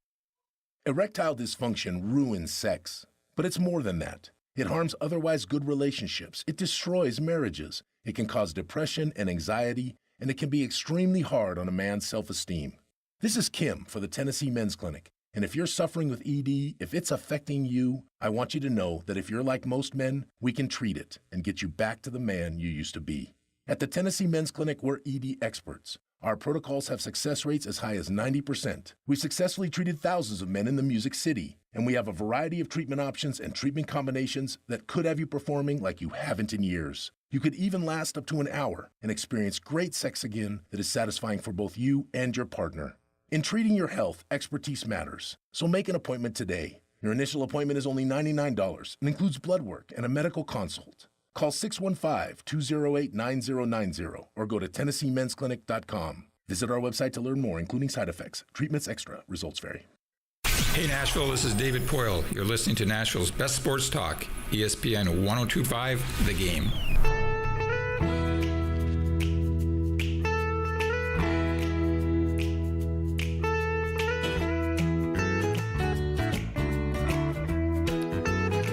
They're in a rain delay in Hoover, Alabama.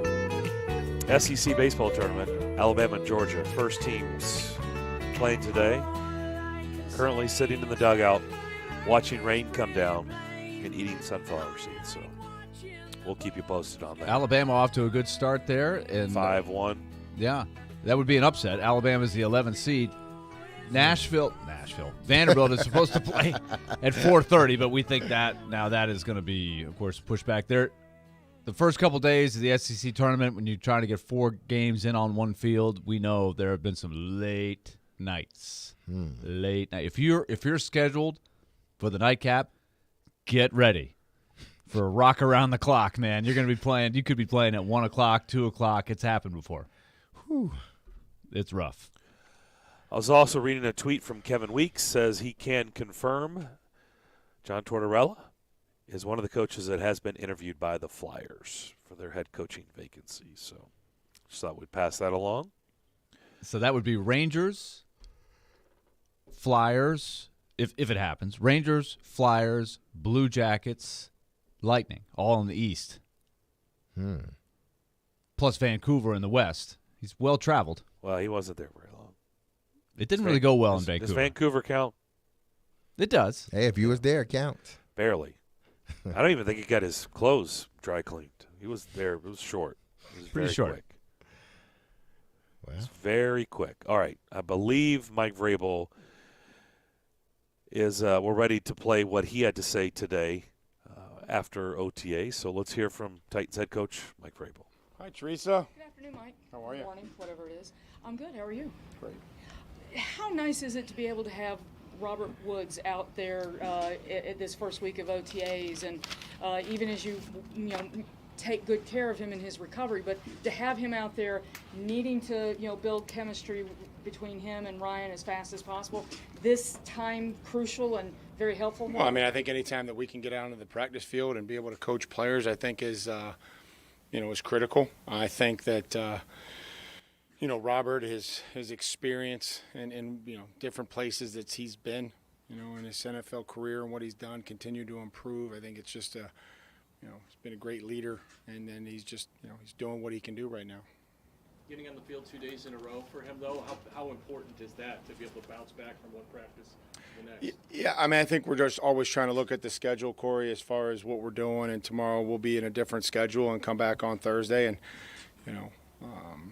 everybody's got a different plan. So some guys come in the morning and feel a certain way, and then we try to, pull back or dial back based on how they feel, and as long as they feel well, those guys that that are out there rehabbing appreciate the way that our guys practice when we have guys in yellow jerseys, so they're conscious of, hey, maybe this guy is working through something, and they're just conscious of being around that person and letting them work, letting them get the stuff that we need in that team period. It looks as if Malik has already maybe made some adjustments to his delivery. He talked about footwork. How much already has he? Well, it's going to, I think every day is going to be, a learning process for all those rookies, Malik included. And his ability to process and work through things quickly is, your mind may know where to go, and then sometimes your body has to move with it and sync. And I think that's what they've been working on as they go through their individual drills and hoping that it carries over to the 7-on-7. See nice progress so far? Yeah, I mean, he's great attitude, willingness to work, comes in early, meets with all those guys, and then taking advantage of the reps that he gets. With so many new receivers and tight ends for Ryan this year, how important is this time to kind of lay that foundation and get those guys all on the same page? I told Teresa it's always important anytime we can get out on the field and coach our guys and take advantage of working and hopefully the 3 weeks that we had in phase 2, working on details and the techniques and fundamentals, that has to now translate to the 7-on-7 stuff that we're doing. And if it doesn't, then we have to, go back and show them, hey, we just did this for 3 weeks, and now there's a body over there, maybe a man or maybe his own coverage, but we have to translate those. So we saw some of them yesterday, not enough of them. I think we probably saw more of them today. Treylon was a little bit in and out today. Is he making progress, in your opinion, from last time or so?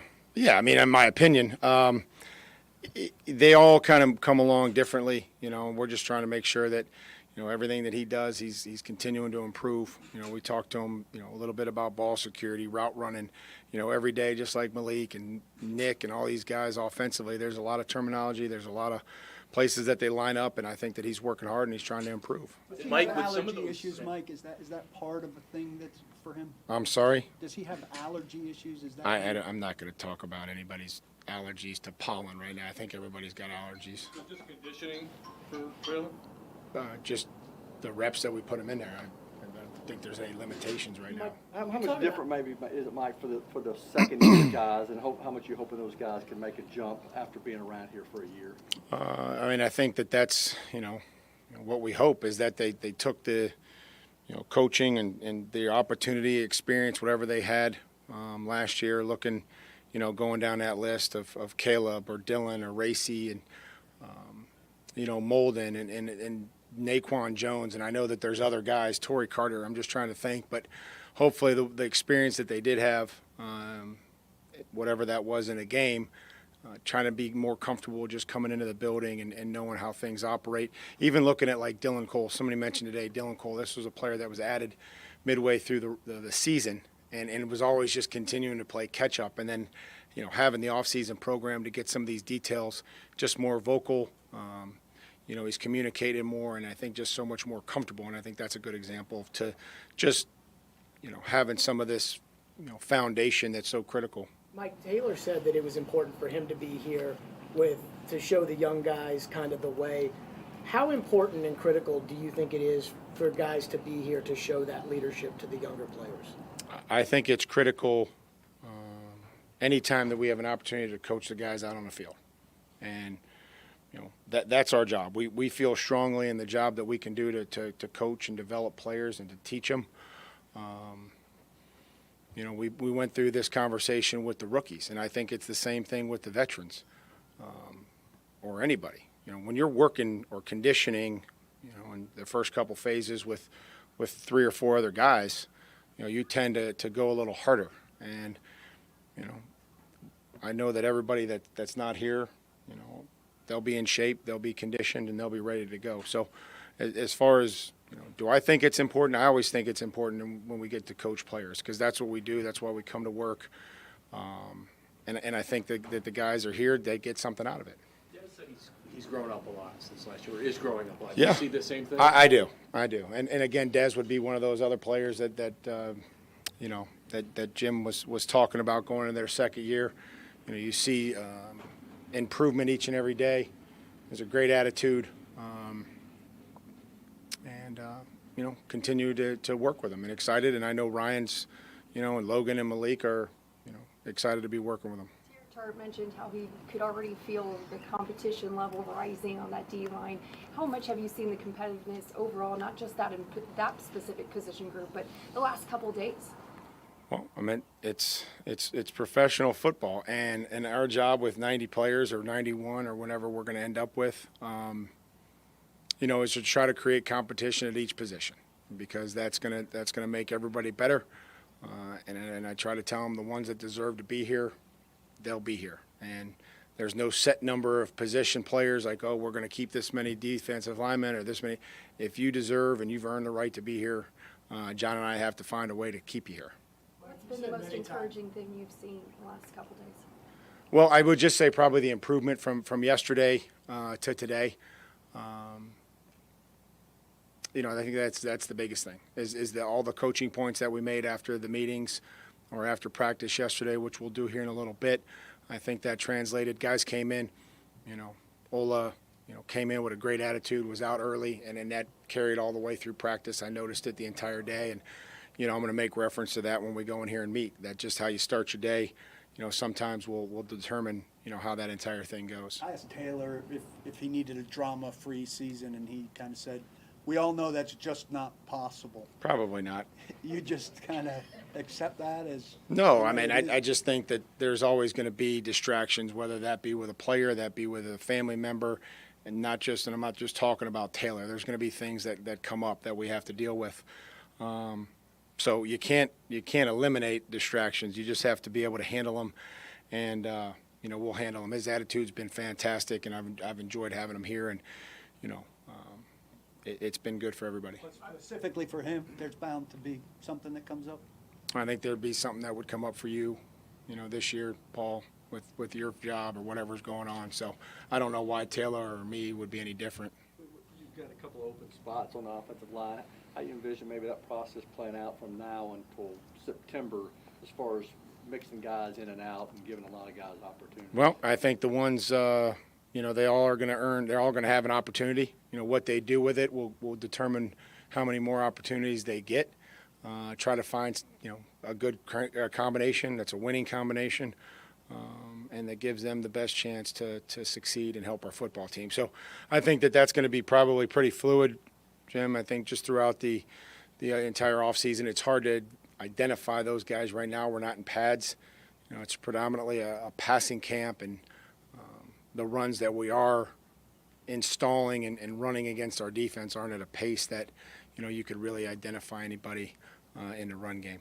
Mike, in the early going, what are kind of the initial impressions of Austin Hooper? How he's kind of tried to acclimate himself? Yeah, I would say very positive. I think very coachable, and for a veteran player that's had success, that's, much like Robert on his third team, it's been really good to see.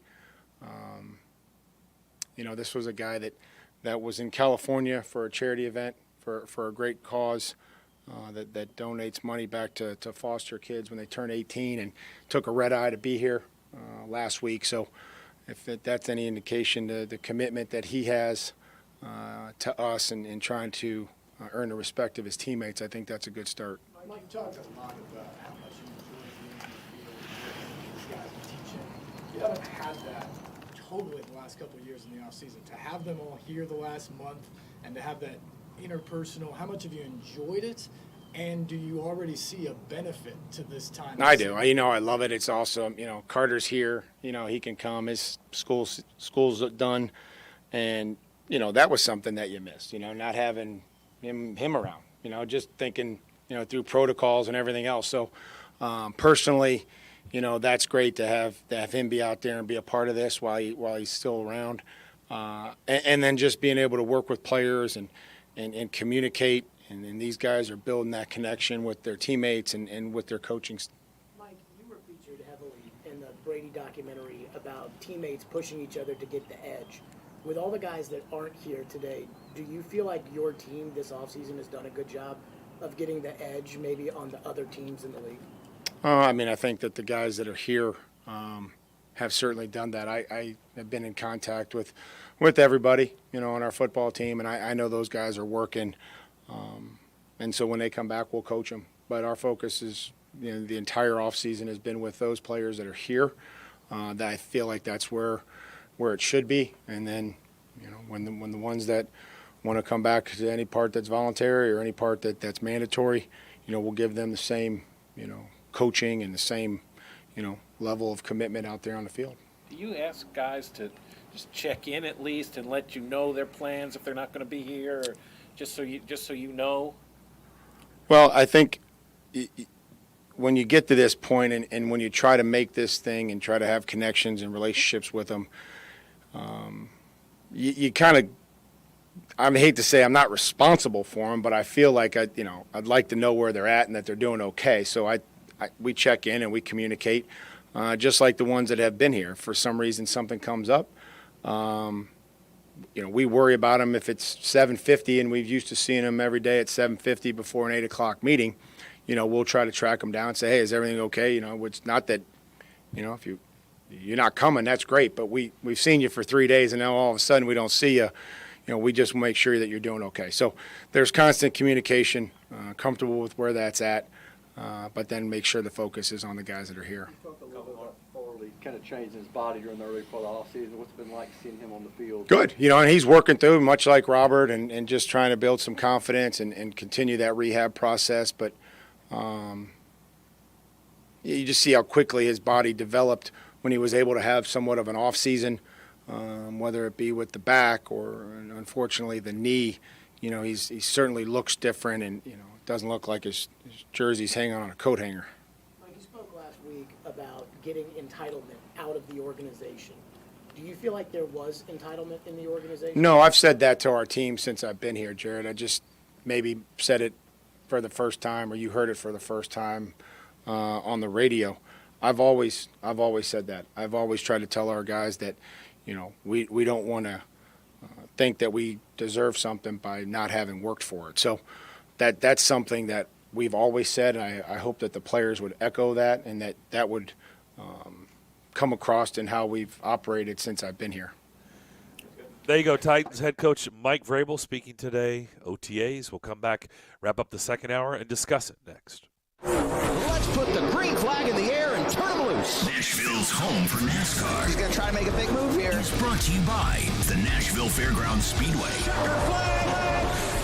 We are your racing station. ESPN 102.5 and 106.3 The Game. And the Game Nashville app. From the Fox 17 News Code Red Weather Center. I'm Fox 17 News Code Red meteorologist Dan Guthrie. Partly to mostly cloudy skies today with an afternoon high of 85 degrees. We'll also have a couple of scattered showers and storms moving up from the south this afternoon and evening. This weather report brought to you by Hiller Plumbing, Heating, Cooling, and Electrical. Call the Happy Face Truck today. From elegant to contemporary, Social Furniture has it all. And right now, get no interest financing on any purchase through Memorial Day. Save hundreds, even thousands on top brand name bedroom suites, living room and dining sets. Thousands of combinations in stock, ready for immediate delivery. All colors and styles are designer brand names, such as Woodhouse, Sealy, Serta, Kincaid, Bernhardt, Stearns & Foster, and Bassett. Shop local, shop social. Social Furniture opens 7 days a week on the west side on Charlotte Avenue in the Richland Creek Shopping Center. 312 Pizza Company is Nashville's authentic Chicago pizzeria, and they're now hiring. Work for a family-owned business and be a part of their incredible team. 312 Pizza Company is hiring for all positions, including host, waitstaff, bartenders, cooks, and more. 312 Pizza Company offers health insurance and pay time off to full-time employees. Contact Kimberly at 615-730-7888 or email at contact@312pizzaco.com. 312 is an equal opportunity employer. Meshing journalism. They are 2 scores behind you. The math says that increases your chances of winning. With sports fandom. I stayed up till 1:30 in the morning, just emotionally numb from Titans and Packers. And sarcasm. You guys are the worst. Robbie Stanley and Joe Rexrode are Robbie and Rexrode. No duh. Weekday mornings from 6 to 10 on Nashville's best sports talk. ESPN. 1025 The Game and the Game Nashville app. Watch live on Twitter, Twitch, and YouTube. I'm ready to step this up a notch. You're listening to the DDC. Presented by Spring Hill Heating and Cooling. On ESPN 1025 and 1063 The Game. And on the Game Nashville app. Sounds baseball tonight. First pitch, 5 o'clock on ESPN 94.9. 6-game road trip beginning in Toledo against the Mud Hens. Sounds baseball. 94.9, presented by 312 Pizza, Farm Bureau Health Plans, and Spirited High. Back here on the DDC, you just heard Mike Vrabel talk today after OTAs. What stood out to you guys? I think a lot of stuff was, just coach speak and, up front, and I don't think he tried to sidestep anything, but I think he was trying to reiterate with what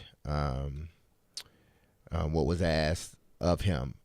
The first question, I forgot who asked, Teresa asked the first question, and Jared doubled back, I think 4 or 5 questions later, and asked sort of the same question. And his answer was the same. Listen, coaching for us is important. Yeah. So when we want guys here because we want to be able to coach them up. And he said it's critical and it's important for us to coach guys when they're here. And then I think he sort of put to bed a lot of this, why isn't here? Why isn't such and such? Why isn't they? He made it seem as if, listen, these guys, I've communicated with these guys. So to him, it wasn't a shock that they're not here. It may be a shock to someone else that they're not here or other people, but what I'm gathering from this press conference was he has enough communication with his guys that, hey, listen, if they're not here, I know why they're not here. Even though I may want them here to coach them, but I understand and I know why they are not here because they have conveyed that to me. It wasn't like somebody's not here and I haven't talked to them. And I'm only talking about the Derrick Henrys, the Jeffrey Simmons, the other guys that are Kevin Byard and guys that are not here. He made it seem like he's already communicated with them. And if he has, then I think we can kind of sort of, stop speculating why they're not there. Yeah, I think that was the first thing that Tim said in the interview, and I think that's a very important point, is if you're not going to be there, make sure you communicate. It seemed like Mike Vrabel was not blindsided by anybody not being there today, which is a good thing. But I thought he walked that line really well without getting hostile or with the media or anything like that, saying, look, it's important. I like when the guys are there. This is an opportunity to improve. It will make a difference in the season. But at the same time, he's a former player. He understands. He wants to be a player's coach. He wants relationships with the players. And so he has to be understanding if his players have talked to him and said, I'm not going to be there for one reason or another. So I think that's the modern coach at work. I thought he worked that well. You could tell with Jared's questioning. I guarantee you Jared is going to be talking about this a lot today on his show. He set the table for it yesterday. He's going to do what he does. But I think Mike Vrabel, his it sort of laid out both. Like, in a perfect world, everybody would be there. I think what I learned is Mike Vrabel doesn't want to talk about allergies. That's what I learned. Well, it is mystifying with Burks again, right? The people observed that Burks was not in there fully. I guess he had to take some breaks again. I mean, obviously, we didn't see any of it, and so I don't know the details. But that was being asked. I guess somebody must have heard something that maybe that was an issue, and they just sort of vetted that. Is it true that everybody's got allergies? Because that's kind of what the coach hinted, that everybody's this is allergies. Nashville, Tennessee, man. Yeah. Hey, I know what's going on in this house, but, I mean, he said everybody's got allergies, and I was like, huh, okay. Is that true? Well, I mean, I had somebody when I was picking up stuff, some stuff from the pharmacy yesterday. The guy told me, he's like, I just found out I have allergies. I've been here 10 years, and I just started dealing with them. I was like, well, good for you that you escaped it for 10 years. Well, I can only speak from experience. Being up north where I didn't have to deal, especially during the hot months, I didn't have to deal with the allergies, at practice while I was in college or in high school. But then to come here, and that first day was just like, somebody just poured pollen all over me, and I was sneezing up a storm. And it does affect you to a point where, you may have to step away from practice for a little bit to kind of gather yourself. So I'm sure that's what Burks is probably dealing with, or anybody else that's not used to this environment. And they come here, and all of a sudden, these allergies and everything starts to, it basically. Well, in all seriousness, it basically breaks you down. I was going to say, in all seriousness, thank you. If you're experiencing this for the first time, and if that's what he truly was going through or is going through, it can be overwhelming. Exactly. I mean, I've told the story. I mean, I thought I was dying when I first moved here. First 4 months, I was like, what's happening? I just moved to this city. This is almost 25 years ago, and I'm like, I think I'm dying. Like, what is happening?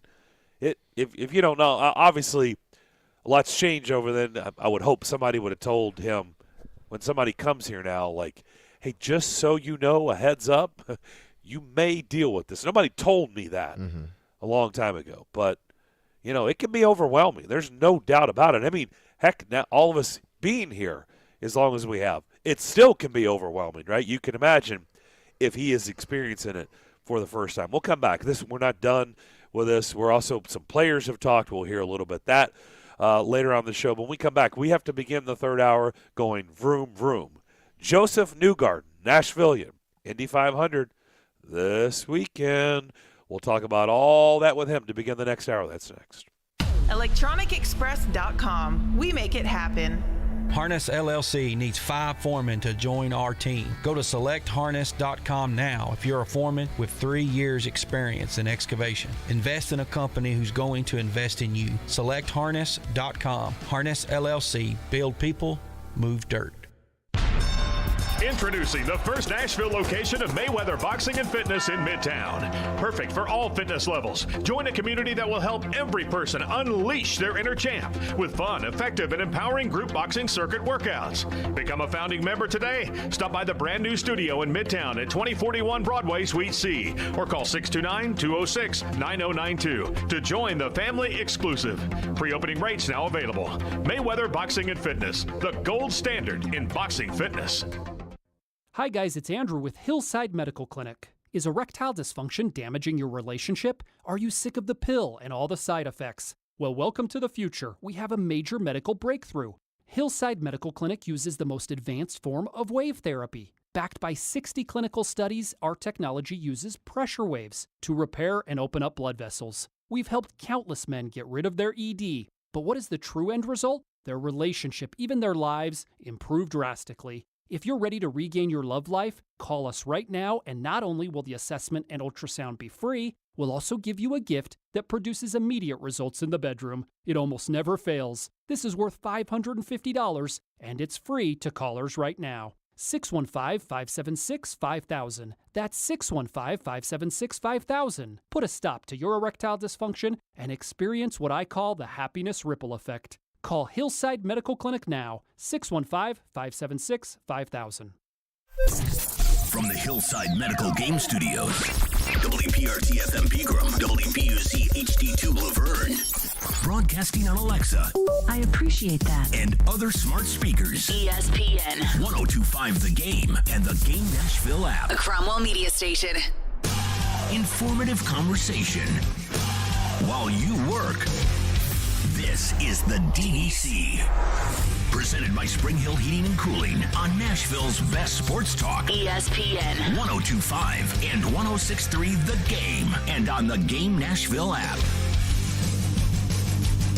Second hour DDC, Darren McFarland, Willie Daunic, Derek Mason with you.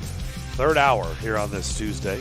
Beautiful day so far here in Nashville, Tennessee. Let's bring in our man, Joseph Newgarden, Nashvilleian. Big weekend for him. Big weekend coming up 1st of August. We're going to get into all that with him. Maybe, let's find out from jump if Joseph is putting extra milk in his cereal, if maybe he's drinking milk with dinner. I mean, I don't know. I don't know the preparation for the battle at the Brickyard. Joseph, how we doing? Boys, I'm fired up. I'm excited. Can't wait to get going this weekend. Indy 500 time. It is very special. There's a lot of milk in the mix right now, trying to bring the good vibes. But yeah, we're ready. So let's get the milk breakdown. I was going to say, Joseph. I would be so prepared because I drink a lot of milk, always have. And Darren, you're very particular about your milk, and there's a lot of different types now. Derek, are you almond milk? Do you go? I'm almond milk. I'm straight almond milk. I've made the transition to the almond milk myself, but does that fly in Indy, Joseph, or is it you got to go straight up milk, right? Yeah, not after the race. You have to get the real deal. Real dairy milk. Whole milk, right? Whole milk. Whole milk's the best, yeah. It looks the best in photos, too, if you shower yourself. But, yeah, you got to have the real deal milk. And I'm a big milk guy myself. I drink way too much milk. Oh, okay. Good to know. You know, we had one year, Tim Corman, Vanderbilt baseball coach, told us, because I remember following up with him. I'm like, wait a minute. You guys actually practice this stuff before, during the course of the season? Yeah, the dog pile. The dog pile. They knew they had a really good team, and they actually practiced the dog pile. They went on to win the national championship in the College World Series in Omaha. So with that being said, kind of serious, not serious, but serious. Do you practice? You just said it makes great photos. So if you practice pouring whole milk all over yourself? I'm not a superstitious person, but I absolutely do not practice. Okay. Like I don't believe that you should try and foreshadow too much or prepare. It's one of those events where if you're lucky enough to win the Indianapolis 500, I think you've got to react, purely in the moment and what happens. It's just it's a very special event to win, and the tradition of being able to drink the milk in Victory Lane at Indy is so unique. And I think you got to live in the moment. There's no preparing for that. So it's like the hockey player that will not touch the Stanley Cup, doesn't want to go through it until the moment, because you want it to be natural like that. Yeah, like the Borg Warner Trophy, you're not supposed to touch it if you haven't won it. You're not supposed to pick up the specific milk carton that the winner would drink out of, like all those type of things. There's some superstitions. Not that I'm not a very superstitious person, but I feel like it's a respect thing. Indianapolis. This is the 106th running of the Indianapolis 500 this year, and so everyone has a tremendous amount of respect for like the heritage, history, and the whole procedure of it. I know you haven't run this 105 times, but I think you are going on like a decade at the Brickyard. So with that being said, Joseph, are there still nerves, or was that more earlier on in your career? Do you still have nerves going into this weekend? Well, there's always nerves. I'm always anxious before an event, and I don't think that'll ever go away. I've always thought if I wasn't nervous before a race, then there's something wrong. When I get nerves, they're good nerves. They tell me I'm alert and I'm ready. I'm thinking about what we're about to do, and that I'm prepared to adjust and prepare for whatever outcome. And to me, it's not a negative thing. I think if you channel the nerves properly, it can only be beneficial then to make sure you're prepared. So how do you think this season has gone thus far for you? It seems like it's been kind of either you're winning the race or you've had some trouble. I don't know if that's a fair analogy or not. You can correct me if I'm wrong. It seems like, either you're there or has it gone your way? Is that a fair assessment? And with that being said, how do you try to get back on this gap leading into this race? How do you try to correct that and get back and try to win the race that is so, so important to you? Well, you're exactly right. It's been literally win or bust for us. We've just either had the victory or we've had a race that's gone sideways for one reason or another. We're 5 events in. We've won 2 of the 5, so it's not been a terrible start to the year. But when you look at the consistency of it, it's not been very championship level. We've got in IndyCar, you have to be really consistent. Even if you're not winning the race, you need to be finishing top 3 every event to have a shot at the championship. So hopefully, we can start to turn that around as we get into the middle part of the season and really find that championship form. But the Indy 500 is all about the Indy 500. It's a double points race, so it matters a lot, the championship. But you're not thinking about that at all. You just want to win this event. There's one team and one driver that comes out of here happy, and you either won it or you didn't. So I guess when you look at our championship, if we're able to win the race, then that's kind of fitting. It fits what the Indianapolis 500 is all about. It's just about winning. That's why you come here. Joseph Newgarden is with us. Indy 500 coming up this weekend. So, Joseph, I've probably asked you a version of this question before in past years, but people always single out this sporting event on the list of all sporting events as something that just stands apart. So what to you would you be looking for if somebody's going up there for the first time or somebody hasn't ever done it? What would stand out as something that sort of separates it from other normal sporting events?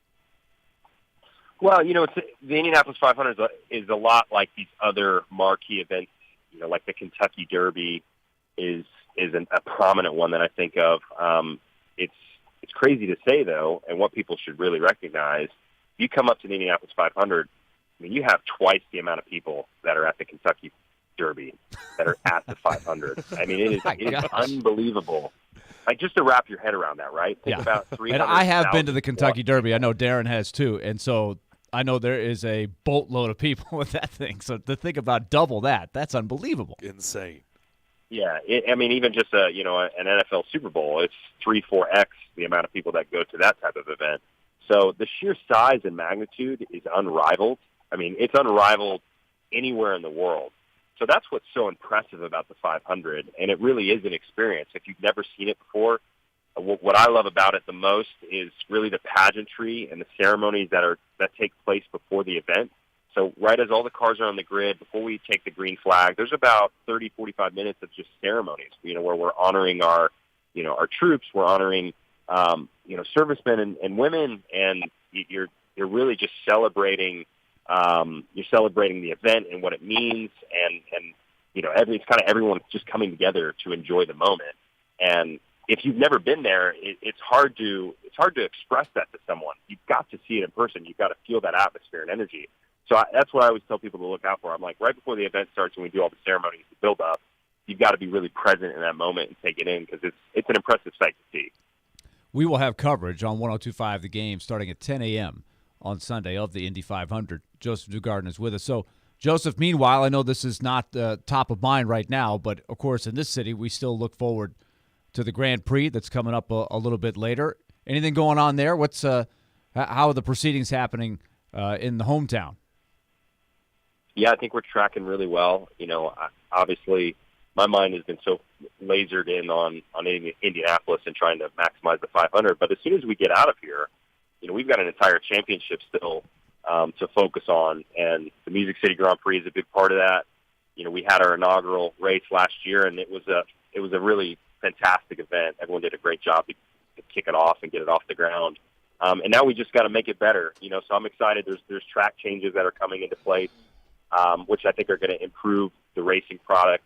So that's only going to be elevated. And then, as you have every first-year event. There's going to be things that need to be adjusted and polished. And, I think for how smoothly it went for the first year, I think that bodes really well to making a better atmosphere and experience for people for this year and years, going forward. So I'm looking forward to it. I think it's going to be another big event that people can enjoy. And, for me, I've got to just figure out how to make a fast car around there. We didn't have the best race. And, outside the 500, Nashville's probably the one event that I would, cherish the most to be able to be in victory lane at. Can you, and we'll kind of wrap it up with this, Joseph, can you, I said, I think you've been doing this for like a decade at the Brickyard. Can you actually have a strategy, or is just a lot of luck come into play with a race of this magnitude? Well, at the 500, it's impossible to predict how it's going to go. I think you do need to go in with a sound strategy. Typically a fast car is the best strategy. If you're the best in the field, car's fast, you're able to pass people, that makes any day easier. So that's always our goal, is to try and figure out that recipe, and then we can make anything work. But, I remember 2016 specifically, I thought I was winning the race with 10 laps to go, and it was between me and another driver named Carlos Munoz, and I had no idea that Alexander Rossi was on this crazy fuel-save strategy, and he ended up winning the race, and none of us knew about it. He was the only one that went on this oddball strategy, and it paid off, and he ended up winning the 100th running of the race. So it really is, it's an unknown until you get into it and you really see how it unfolds. You've just got to be really flexible at these events. But I think that makes it fun and entertaining. For someone watching, a lot of times you just don't know how it's going to unfold. And, if I'm a fan, that's kind of how I want it to be. No doubt about it.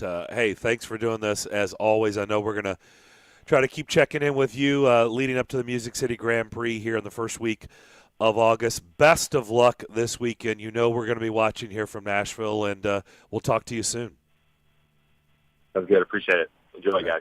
That is Joseph Newgarden. I feel like we've been talking to him since the beginning of his career, and I think we have. Because we have. Yeah.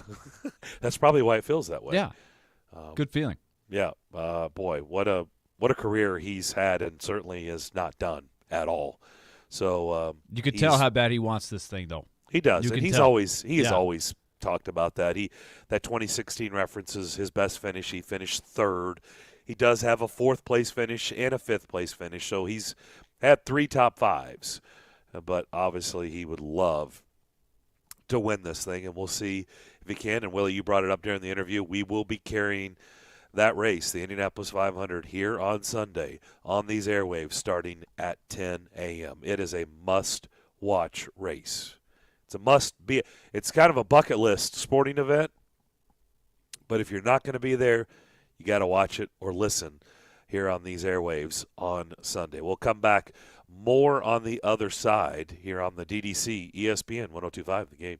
Let's put the green flag in the air and turn them loose. Nashville's home for NASCAR. He's going to try to make a big move here. It's brought to you by the Nashville Super Speedway. We are your racing station. ESPN 102.5 and 106.3 The Game. And the Game Nashville app. Races, concerts, and one big party. The Big Machine Music City Grand Prix returns to Nashville August 5th through 7th. For 3 days, the streets of downtown Nashville will come alive with the sounds of race cars, music, and cheering fans. 3-day tickets are on sale starting as low as $129. The Big Machine Music City Grand Prix is a weekend full of entertainment that you don't want to miss, and tickets are going fast. Visit MusicCityGP.com to buy yours today. There are jewelry stores, and then there's Genesis Diamonds, the cutting-edge industry leader, the pioneer. It's no secret that jewelry stores across America watch what Genesis is doing. Genesis was the first to offer a free lifetime warranty, the first to offer a 110% diamond upgrade guarantee, the first to offer aggressive long-term zero-interest financing. And Genesis is always on the cutting edge in design and fashion. The styles other jewelers say are new and exciting were new and exciting for us 4 years ago. Genesis has the fashion-forward brands other stores aren't even allowed to carry. It's no wonder you see jewelers from other cities coming to Genesis to see what we're all about, and even buy their wives' jewelry from us. For selection, quality, service, warranties, and guarantees, Genesis leads. Others follow. So for diamonds, engagement rings, exclusive designer jewelry for any occasion, don't compromise. Come to the jeweler that sets the industry standards year after year. Genesis Diamonds and pre-owned Rolexes. Green Hills and Cool Springs. Golfers, swing into Edwin Watts Golf Shops for the new Ping I-525 irons and Glide 4.0 wedges. The Ping I-525 irons have a forged steel face, allowing for dynamic distance and a greater feel. The next generation Glide 4.0 specialty wedges are engineered for high spin performance with a lower launch. Get a free custom fitting today. Edwin Watts Golf Shops, home of the 90-day satisfaction guarantee, and shop us online at worldwidegolfshops.com. If you've been thinking about remodeling your home's kitchen or bath, contact the countertop experts at Smoky Mountain Tops. Willie Daunic here, and I'm proud to tell you about my longtime friends. We installed Smoky Mountain Top surfacing in our kitchen years ago, and it's remained durable and super easy to clean up. Smoky Mountain Tops is proud to offer the new prestigious Vidara Quartz for your kitchen or bath countertops. Check out the stunning new Vidara Quartz shown at Smoky Mountain Top Studio. Contact the pros at Smoky Mountain Tops. Quality, service, and dedication. SmokyMountainTops.com. You know it's going to happen, and when your car needs service or repair, remember Mitchell's Mr. Transmission on Gallatin Road, just north of Briley Parkway. Now here's Jim Mitchell. Our fleet vehicle program is a great benefit to all the fleet companies in Nashville. We are able to get their vehicle back on the road a lot quicker than the downtime of most dealers and most general repair shops, simply because we have the transmissions available. We're able to put priority on their vehicles to get them back on the road quickly. You know it's going to happen, and when your car needs service or repair, remember Mitchell's Mr. Transmission on Gallatin Road, just north of Briley Parkway. We want to hear from you. Thanks for taking the call. Join the conversation. Call or text at 615-737-1025. Driven by WilsonCountyHyundai.com. You're listening to the DDC. Presented by Spring Hill Heating and Cooling. On ESPN 102.5 and 106.3 The Game. And on the Game Nashville app.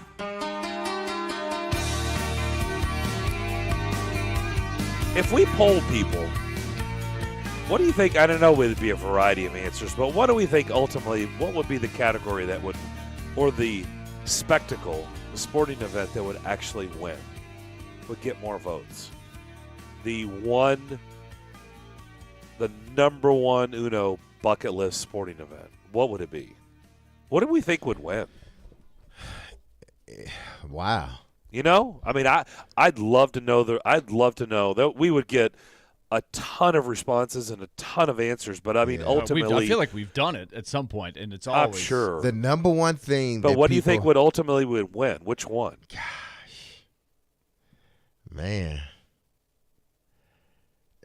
Only way. Okay, I'll say the Super Bowl because it's the number one sport.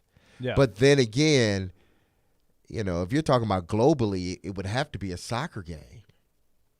A World Cup game? Yeah, That would World be Cup, interesting. yeah.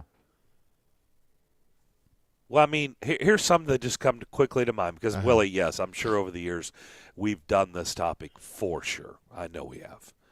The Masters is going to be on that list. Of course. For sure, right? You got to, as a sports fan, no matter what your level of interest in golf is, well, like I've done twice, and I can't play it worth a crap, as we just learned at Hermitage Golf Course. But it's something every sports fan needs to do. Whatever, it doesn't matter your level of interest, right? Like you have to do it, or that should be on your sports bucket list. I thought Joseph brought up one, Kentucky Derby. Now, I haven't been in a long, long time, but I used to go, and I've been in the infield, and I don't think I saw a horse. But it was a lot of fun, I can tell you that. Willie, I know you went later on. Yeah, I went as an adult. I went in. I was an adult when I went, but barely. I think the year was 2008. It was the year that there was a massive underdog that won. It was in the rain, but to hear Joseph say there's twice as many people at the Indy 500 as the Kentucky Derby, it was amazing, the spectacle of that many people in one place at the Kentucky Derby with the infield and just watching people park in the various places and shuttling in from all over the place. It's just amazing how you get that many people in and out of there. Yep. over the course of 2 days. I went to the day before and the day of.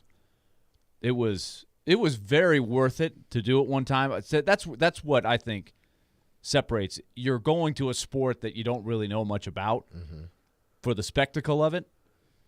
Kentucky Derby, I'm not a horse racing fan, but I like being able to say I went and experienced it. And I think that would be the case with the Indy 500.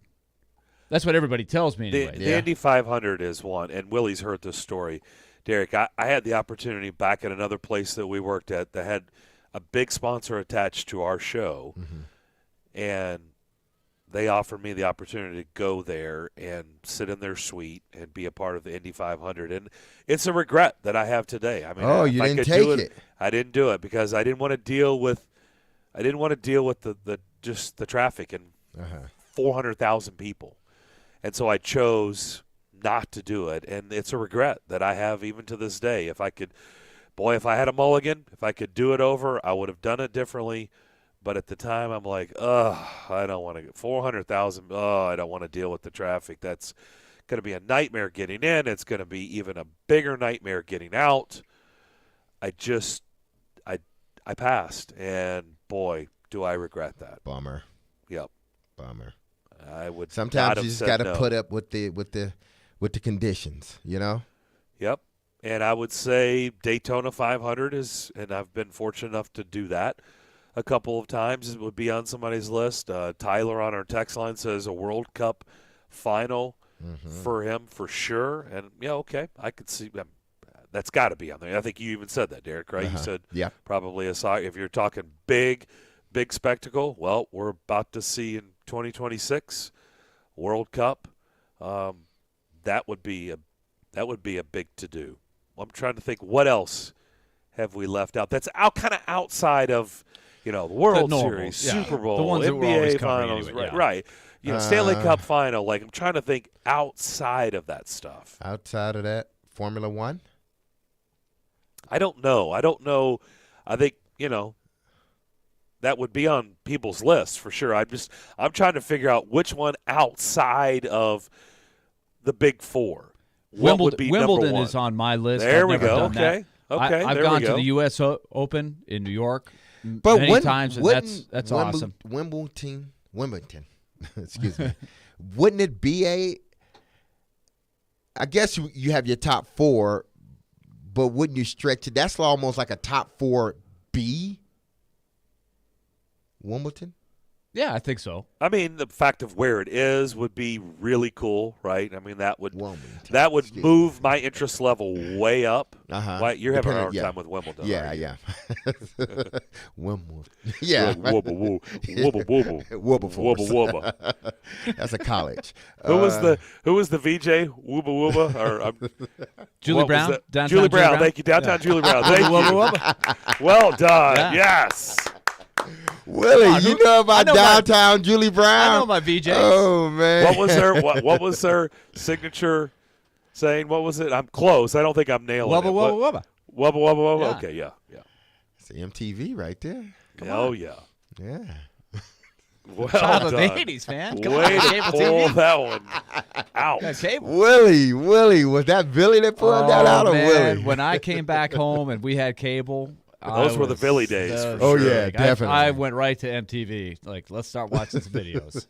Yep. By the way, while we're talking about Billy, Billy's not a cool name to say in St. Louis right now. They're probably not happy with Billy. Yeah, you got a point there. They're not happy that they probably want is Jordan injured. back. Yeah. They want Jordan back and not Billy.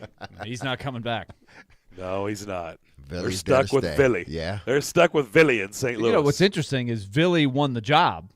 Yep. There for a while, took the job from Bennington, and then lost it back in the first round. And Vili Huso is a free agent. That's going to be an interesting thing if it two keeps Villies going in this way. town. No, this town's not big enough for two Villies. We're getting some votes for the Olympics. That's got to be on the list. And I guess if you were going to say the Olympics, then you would also probably want to handpick your site. Where would you want to go? You could handpick it. Yeah. Is it winter? Is it summer? And where? You know what? I would love to see. What are they? The boat races. What are they called? Gosh, they have them every. Is it every year or every so many years where they You're not talking the about catamarans? speedboats? No, not the speedboats. Or the crew? Where the crew is rowing. Not the rowing, but the other one where the sailboats. Yeah, the sailboats. Oh, America's Cup? Yeah. Yeah. Wow. I hadn't thought I would about love that to one. see that. Really? In person, yes. Well, I would not have thought that from you. Why? Yes.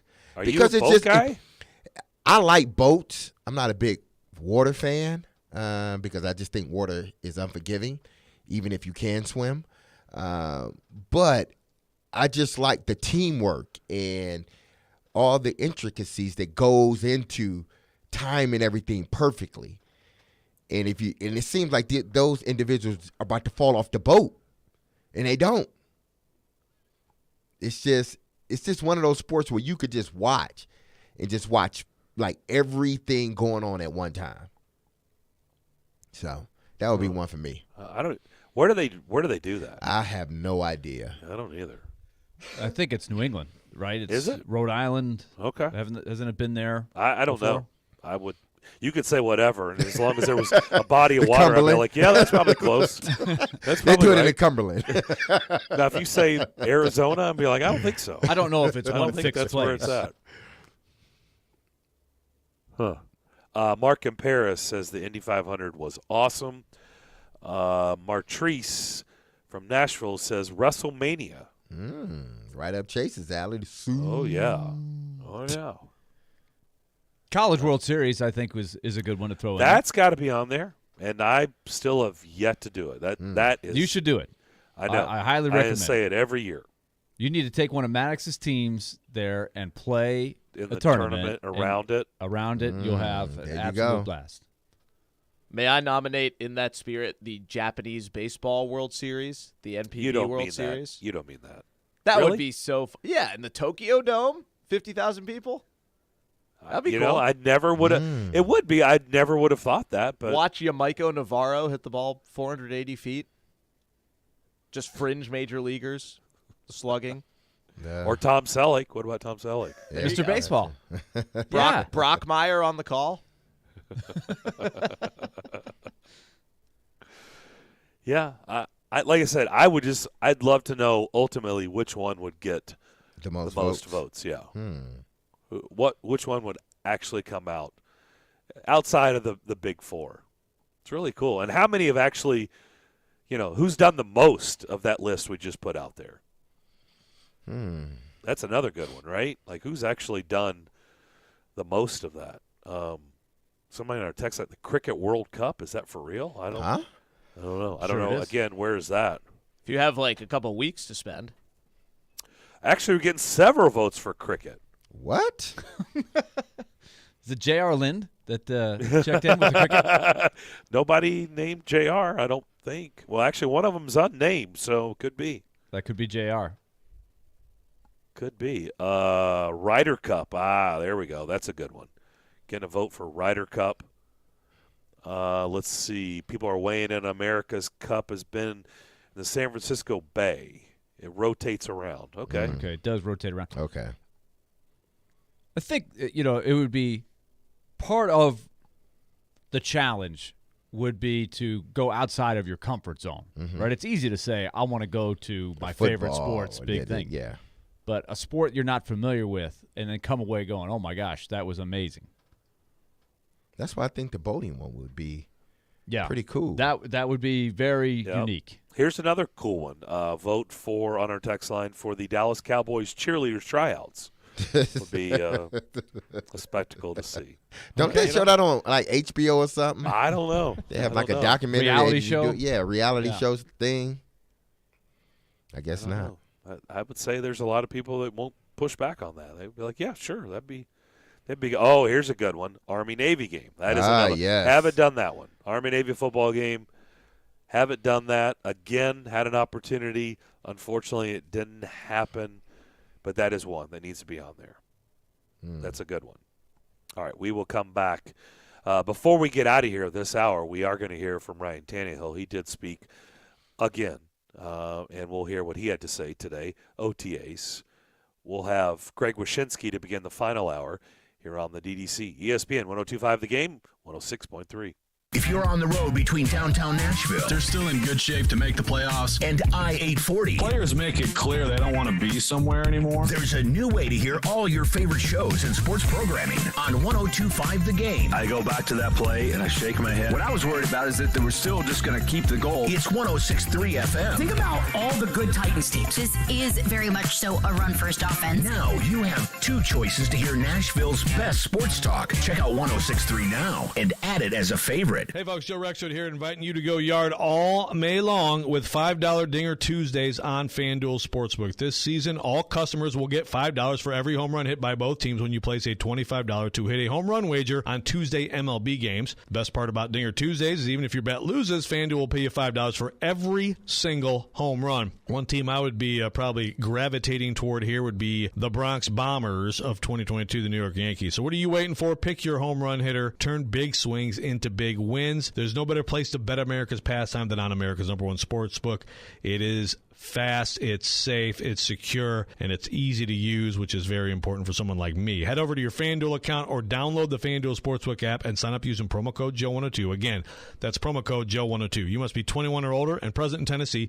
Bonus issued is now withdrawable site credit expires in 7 days. Max bonus $25. Restrictions apply. See full terms at sportsbook.fanduel.com. If you have a gambling problem, call the Tennessee Red Line, 800-889-9789. Hey, it's Mike from Newton Nissan South. Have you ever seen a commercial for something that they build up to be amazing, only to be completely disappointed? You have these high expectations, and then boom, all the wind taken from your sails. The product isn't what you expected, and you end up feeling let down and maybe even lied to. Sound familiar? So many car dealers promise more than they can deliver, and you end up with extra fees, and your payments end up higher than you expected. You don't get that when you shop at Newton. The price you see on the site is the price you pay at the store. You can even work your deal online with Newton FastPass. We want all our customers to have a VIP buying experience. You don't have to take our word for it. Hundreds of our customers leave reviews online each month talking about our honest and transparent buying experience. The proof is in the pudding. Come see for yourself. Shop and buy online with Newton FastPass at newtonnissansouth.com. See website for details, Pudding Pop, Bomb Pop, kingofpop.org.net.com.edu. If you're shopping for a new home, the last thing you want is another surprise jump in mortgage rates. Hey, Willie Daunic here, excited to tell you about Loan Pronto's all-new rate protection program. You get a rate quote that is locked in for 180 days, 6 whole months. Brian and Amy did it. They locked in an APR in the 3s with Loan Pronto. When they finally found a home a month later, rates had jumped into the 4s, but they were protected thanks to Loan Pronto, and they saved over $200 a month on their payment. With Loan Pronto's rate protection guarantee, you can make offers with confidence. And there's no fee for this, no upfront cost. And most home buyers who go with Loan Pronto save about $3,000 in closing costs. Call now for the all-new rate protection program so you can check rate increases off the list of things to worry about. 615-499-5780 or loanpronto.com. That's 615-499-5780. 499-5780. Equal housing lender. NMLS 166-1781. Subject to lender approval. Robbie and Rex Road here on ESPN. Welcome into the DDC. Stomach Company is delivered. There's a new way to hear 102.5 The Game. Nashville's best sports talk on 106.3 FM. From downtown Nashville to Spring Hill on I-65 and to Murfreesboro on I-24. You now have two choices to hear our great sports programming. Get the extra point, no problem. And the Nashville Predators. He scores! Check out 106.3 now and save it as a preset. Hey Nashville, this is Rick Stockstill, and you're listening to Nashville's best sports talk, ESPN 102.5 The Game. Thank you, Coach Stock. Back here on the DDC on this Tuesday afternoon. Hope everybody's having a good day. We'll give away another pair of Monster Jam tickets here shortly. But first, let's head over to the Titans facility. Let's hear from their quarterback, Ryan Tannehill. I just want to start off kind of addressing an answer I gave last time. I meant no disrespect to Malik or anything close to that. We've been in constant communication since he was drafted, through the madness that ensued after my last press conference. And, over the last few weeks as he's been in the building and kind of getting to know each other. And he's a good person. He's a talented player. He's coming off a great college career, and so we're happy to have him in the room. Really just kind of disappointed in how things got spun and twisted a little bit. I pride myself on being a great teammate.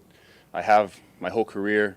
Going back to the time I was a kid, playing youth sports, it's been something that's been important to me, from the beginning, and will always be important to me. It's something I'll try to instill in my kids as they start playing, youth sports is being a great teammate. And when I say that, I mean, trying to help out, whether it's on the field, off the field, supporting each other, and just building those relationships. And as time goes on, some relationships grow deeper, and you build friendships, and then you're there for each other just like you are with any other friends. And, some of my best friends in the world have come in football locker rooms and, started off just as teammates and have grown into friends. So I think it's important. Another thing that I think kind of got blown out of proportion is when I said the word compete. I compete every time I step foot on that football field. I compete against myself and the player I was the day before, the lessons I learned, the little things that I pick up off the tape. I'm competing against the defense if we're going against the defense, and if we're doing QB drills, and I'm competing against whoever else is out there. That's just how I'm wired. I love to compete. I love to win. I freaking hate losing, no matter what it is. So whether it's a small drill on the football field or playing a game at the house, I freaking love to win, and I'm going to compete, every time I have the chance to. So, that was kind of frustrating for me as well. I think that we're going to continue to push each other, to learn from each other in the QB room, encourage each other as this thing goes forward. We're all here for one goal. My primary focus is to win football games, as everyone in this building. That's our goal, is to do what it takes to go win football games. And so that's what we're going to do. Starts at a personal level and then builds, as we get into team and pushing the guys, leading the guys around you. So I'm excited for this upcoming season. Man, it's been slanted this offseason, just how things have been kind of thrown at it. But I'm excited, regardless of what's been out there. I'm excited about this season, excited about the opportunity we have. I'm excited about the work that we've been able to put in the past few weeks with the guys that have been here and just working on details, working on tweaks and concepts, just understanding what we're trying to do, what we're trying to accomplish. And then, as we get into these practices, going against the defense and translating it from meetings and from individual to team reps. So it's really good work. I'm excited about what we've got accomplished and look forward to kind of carrying this momentum from this offseason, from this spring, as we keep going here for a few more weeks and then carry it into the fall for the upcoming season. So. You mentioned how that kind of took off like wildfire. I was going to wrap it up, but you guys are eager. All right. Fire away. You mentioned how that kind of took off like wildfire. I mean, did you feel the need to say anything to Malik when he came in here, like, hey, that's not what I'm about, what you've heard about me?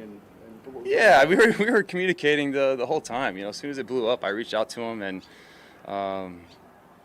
said, hey, I'm going to be a great teammate to you. I'm going to support you. And, they're making this out to something that it's not to be. It's not what it's been made out to be at all. And he's been good, and he was great with it throughout the whole time. As soon as I reached out to him, he's like, yeah, I can't believe that it's blown into this. So things that were great with us from the beginning and, have continued to be great. And it's been great to have him in the room and get to know him as a person. And, we'll continue to build that relationship. I think the word mentor, Ryan, and the way maybe different people interpret the word mentor might have played a part in, things getting twisted around or spun. Yeah, no doubt. I think that, I take that word seriously. There's a few people that I count as mentors. There's hundreds of people that have helped me out throughout my life and my career, but there's only a few people that I consider mentors. So, mentorship is something that both people have to want. Both people have to, agree to kind of enter into that, and it's going to take a lot of time, energy, and focus.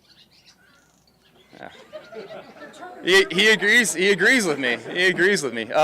So yeah, I think that that definitely played into it. You probably don't look forward to these press conferences, but how important was it for you to come back out here, kind of set the record straight and get that off your chest? Yeah, it was good, and it was just frustrating, like I said, just how everything kind of got spun, and it's kind of the opposite. I feel like most of you guys kind of probably had a sense of who I am and what I'm about, so to see how things just got completely twisted and thrown in the opposite direction just hurt. It's like when you get made out to be something you're not, and something you're intentional about your whole career, then kind of gets thrown the opposite way. It's just not a fun position to be in. If it bothered you, and it clearly did, why wait from that press conference to this press conference? You could have picked up the phone or called somebody. You're on social media, so and it seems like it kind of stewed inside you. Why wait however long it's been to address it? Yeah, it was just such a firestorm, and when it's in the middle of the firestorm and you have everyone has their strong opinions and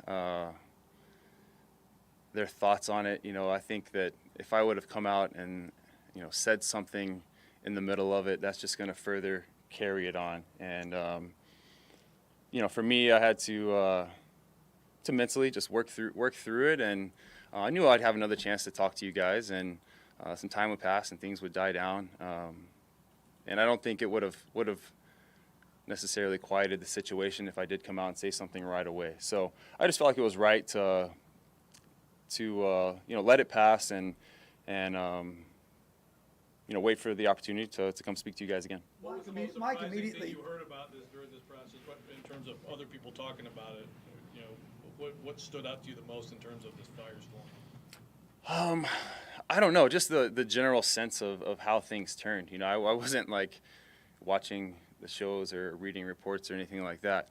Just I had a general sense of how things were going and the direction it was going. So I can't say one thing in particular, just the overall sense of how I was being portrayed, and like I said, just pride myself on being a great teammate, and will always do that.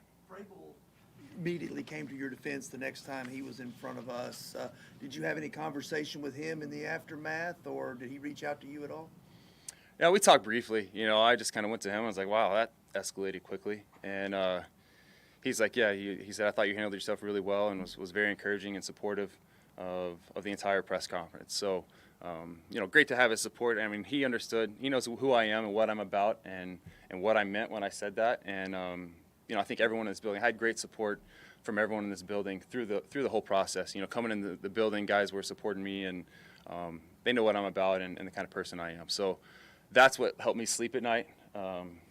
Just knowing that I had support from my teammates and people in the building, because they know what I'm about and how I carry myself, and we're supportive through the process. So it's good to have that. We've seen Malik only twice, and in that span, to our non-professional eye, it looks like he's tweaked some things and has already gotten better. What do you see in him as a mechanical, technical quarterback? Hey, he's out here working. I think that's been good. He's kind of coming up to speed with the way we work, the way we do things, and how we do things. So that's one of my charges as a leader of the room, is to try to help him out, and he's done a good job of getting with the room and working to get better. We're all out there just working to get better each and every day, and he's doing that. After a couple of years of you and Logan and Barkley, Simeon, Hogan, somewhat veteran guys, how different is it to have a rookie in that room right now? Oh, it is different. He's figuring it out. I think I can vaguely remember being a rookie way back 11 years ago. And, you're just kind of figuring it out. It's coming at you fast. You're drinking through a fire hose and trying to soak up as much information and figure it out. So, we're trying to help him along with that process, and he's doing a great job so far. How's the chemistry process coming along with guys like Woods and Burks and Hooper, some of the new faces? Yeah, it's been fun, man. I've enjoyed working with those guys. Robert's running a little bit now, so getting to see him in some RVA looks, and excited about that, man. He's smooth.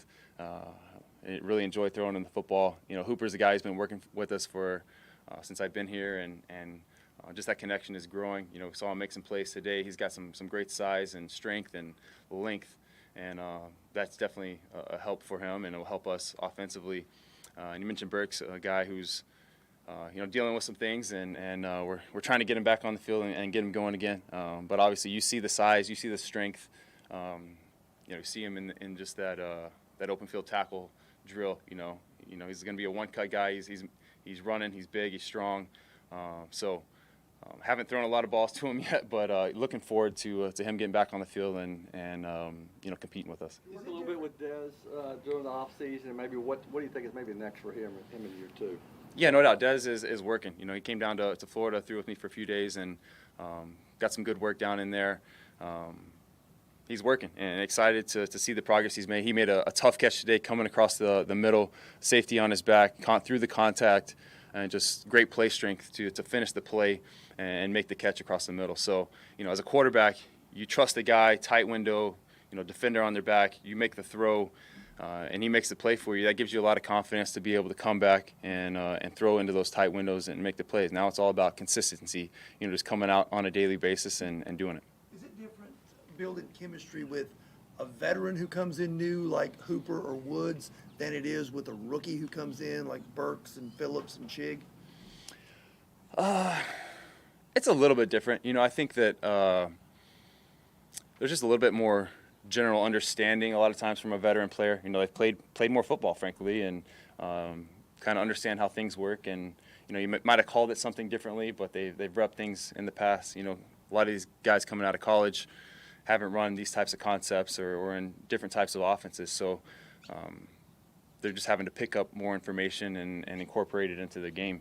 But ultimately, it just comes down to getting the reps, seeing it happen, whether I'm throwing the ball or just seeing it on tape. They're on a backside route or something. I always take a peek at how those guys run their routes. Were they able to win? Did they use their leverage right? Then I just file it away and just know, like, hey, now I can trust it and come back to that guy on a later opportunity. So, yeah, it's a little bit different, but at the end of the day, it just takes a little bit of time and reps. Ryan, after the last couple of years of all the protocols, to be back this year and be in person every day during OTAs and get all the normal field work, how beneficial can that be for you, especially given some of the new receivers? Yeah, I think it was important. This year especially, just with all the new faces we have offensively at skill positions. A couple years past, we had a bunch of returning guys, and so might not have mattered quite as much. But you got a bunch of new guys you haven't thrown the ball to. These reps are important. I'm enjoying getting to know these guys on a personal level. I'm getting to know how they play, how they move, and just building that chemistry from a passing standpoint. How important is it that Robert's out here, not only from his recovery standpoint and your chemistry standpoint, but even as a leadership role in that specific locker room? Yeah, no doubt. He's a veteran presence, a guy who does things the right way. You can tell from the first conversation I had with him that he loves ball. He loves, being around the game and is going to try to do things the way we want to do it. So you add a veteran guy like that to our team, to the wide receiver room, we know that they're in good hands and he's going to steer them in the right direction. Ryan, at rookie minicamp, Malik was saying that you had, I guess, some of the offensive rookies over at your house or something. Is that something you do every year with kind of the offense, or how does that, or is that kind of a first-time thing? Yeah, I had two kind of waves. I had the whole offensive skill rookies included, and then the next week I had all skill, and the next week I had all the O linemen. So my house is not quite set up for like 50 people, but we can break it up into a couple different groups there. But yeah, we weren't able to do that the past couple of years just with the COVID protocols and all of that. So it's been fun just having guys at the house and hanging out, eating some food, and watching some basketball and just chilling. Here we're working a lot of times and you don't get to kind of kick it. So to be able to spend some of that time together away from the building, away from the field, has been a lot of fun. Did you serve dinner? What was the set? Yeah, I spent hours and hours, whipping up. No, I catered some food, and definitely I ordered a little bit, but we're able to donate the food, so it all went to a good cause. Just to put kind of a cap on it for clarity's sake, I know I look back at quotes that you had about what Matt Moore did for you in Miami, and I hear what you're saying about being a good teammate. So what is your thinking about the mentoring part of your job now with Malik? Like I said, I'm going to be a good teammate. I'm going to support him. I'm going to help, encourage, push him. I think those are all important things and things that I'm going to continue to do.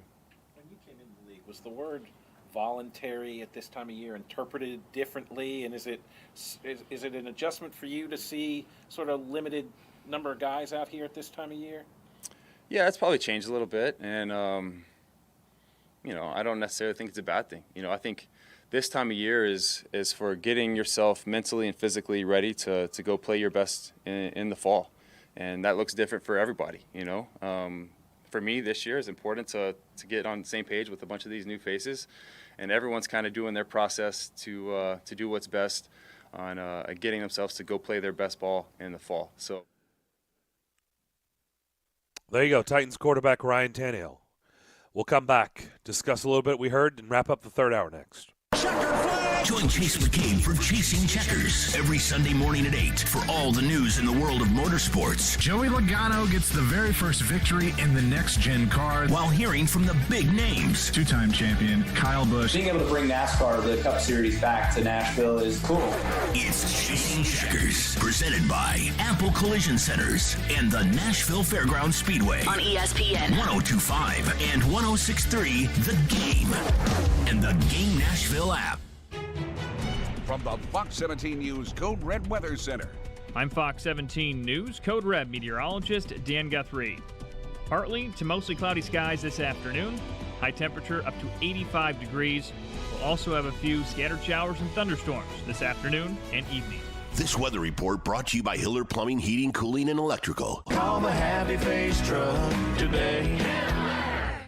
You purchased a fine European automobile because of the amazing drivability and great looks.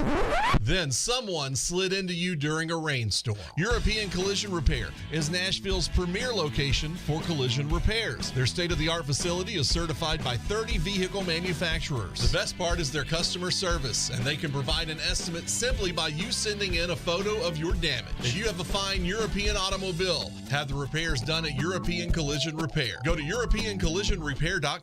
Meet your new one-stop shop for anything and everything Delta 8. D8 Superstore has Delta 8 vapes, gummies, dabs, flour, and more. Backed by their years of extensive product research and testing, they offer the best prices, selection, and quality on the market. Get free shipping on every order with customer support that responds in minutes. So don't wait. Try their Delta 8. Shop with us at d8superstore.com. The Gallatin Hotel is a vibrant and charming boutique hotel tucked into East Nashville and was voted the #1 boutique hotel in East Nashville by TripAdvisor. Not only is the Gallatin unique by design, but they also give away the majority of their profits to those who need it most and provides beds, food, and supplies to Nashville's underserved communities and those experiencing homelessness. Just one more reason to love your stay at the Gallatin. Visit thegallatinhotel.com to book your stay now. The Gallatin Hotel. It's good vibes only. Your Nashville's best deal of the week is Nashville B-Cycle, Music City's station-based bike share system since 2013. With over 177 pedal assist electric bikes available from over 20 stations, from Sylvan Park to East Nashville and everywhere in between. Nashville B-Cycle is a fun and sustainable way to get around. And now get half off a monthly pass where you can enjoy unlimited 60-minute rides for 30 days. Get yours at theGameNashville.com/deals. This week only, the Electronic Express Memorial Day sale is here. Celebrate with brands like Charbroil, Yeti, Samsung, LG, Dyson, and more. Electronic Express has huge savings in every department. Outdoor living, appliances, 4K TVs, smart home, furniture, and more. Plus, save up to 40% on all appliances with up to 36 months free financing. Shop in-store or online at electronicexpress.com with free express delivery. Summer savings at Electronic Express. We make it happen. I'm ready to step this up a notch. You're listening to the DDC. Presented by Spring Hill Heating and Cooling. On ESPN 102.5 and 106.3 The Game. And on the Game Nashville app. Yeah, we were communicating the whole time. You know, as soon as it blew up, I reached out to him and,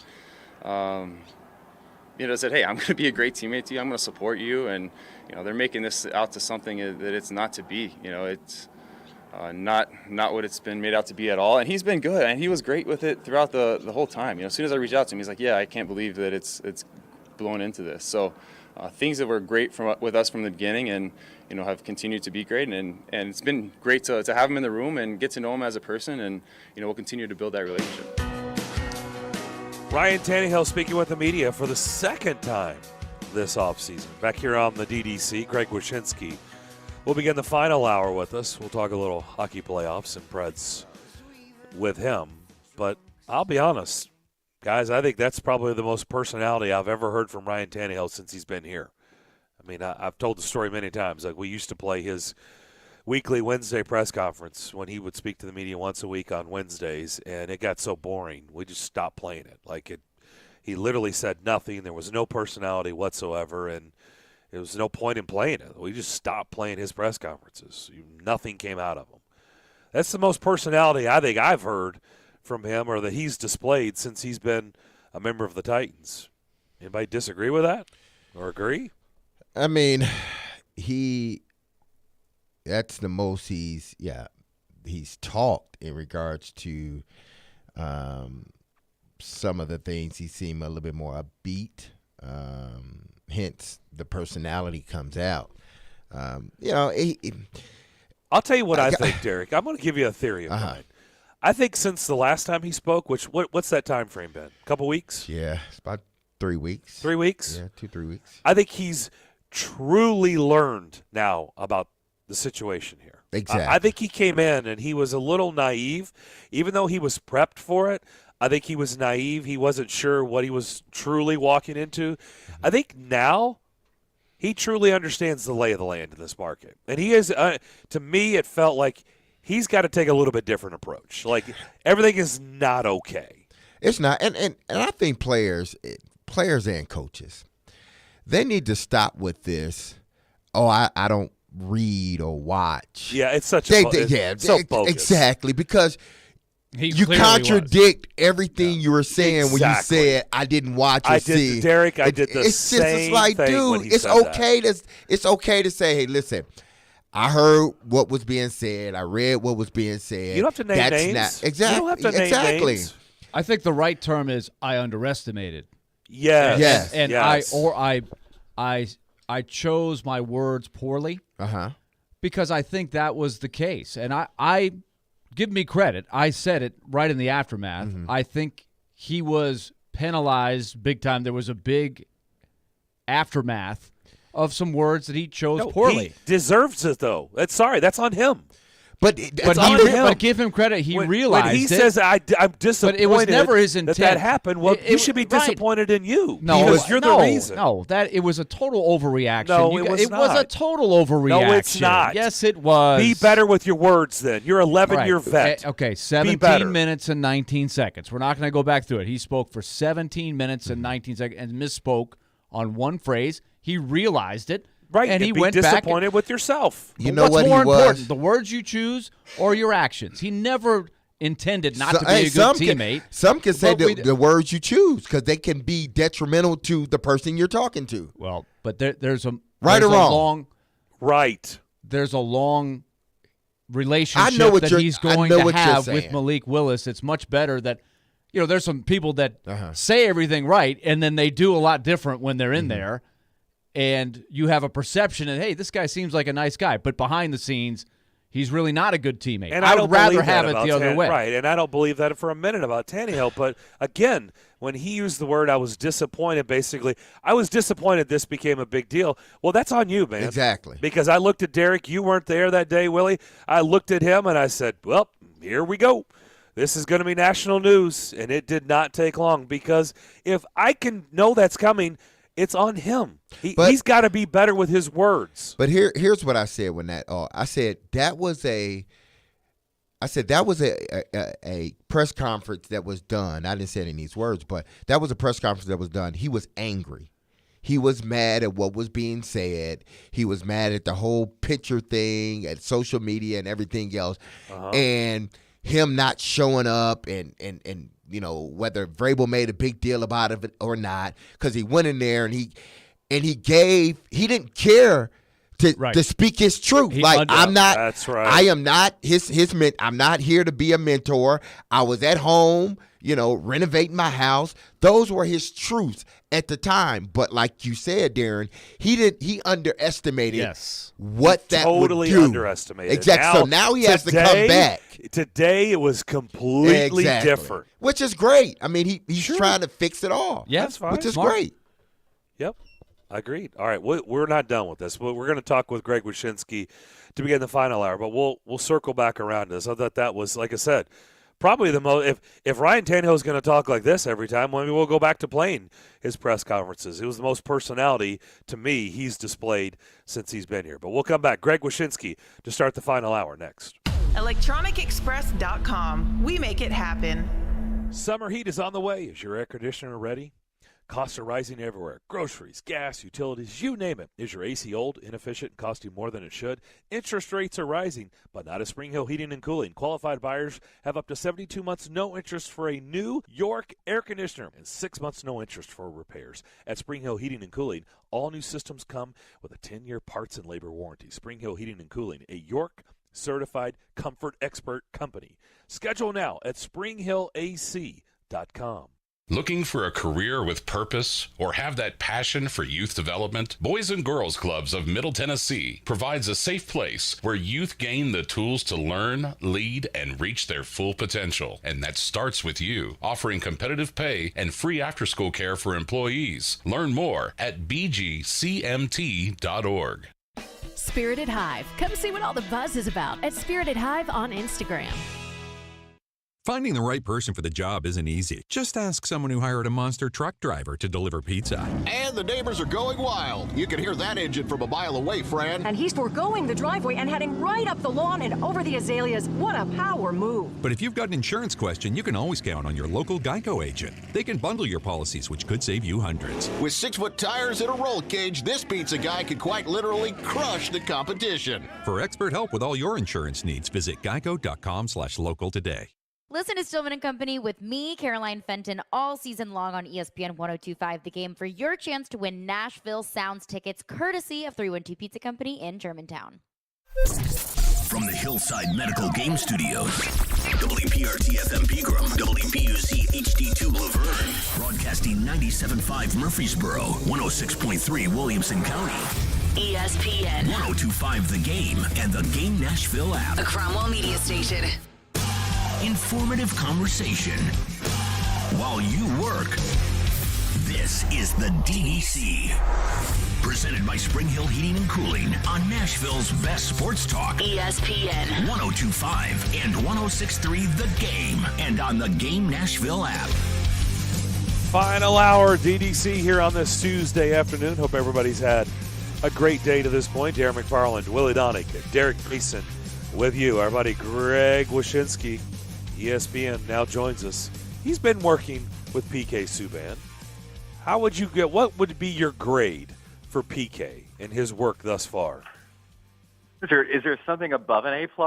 I don't even know. I don't know I don't know what scale we're working on. Okay. No, superlatives. Dude, PK is awesome. Like he's done our show, The Drop, which by the way is on at 6:30 tonight. You can find it on Twitter and ESPN Plus, and he's been on a few times, and he's just kind of like held court at the early part of the show and been really candid and honest. Like PK has done everything I've hoped that PK would do on television, which is one, obviously class up the joint a little bit, and then two, and then two, like just be honest and candid with his assessment of what's going on. And you know, we've had him talk about the Avalanche and Cale Makar. We've had him break down the fashion sense of the players.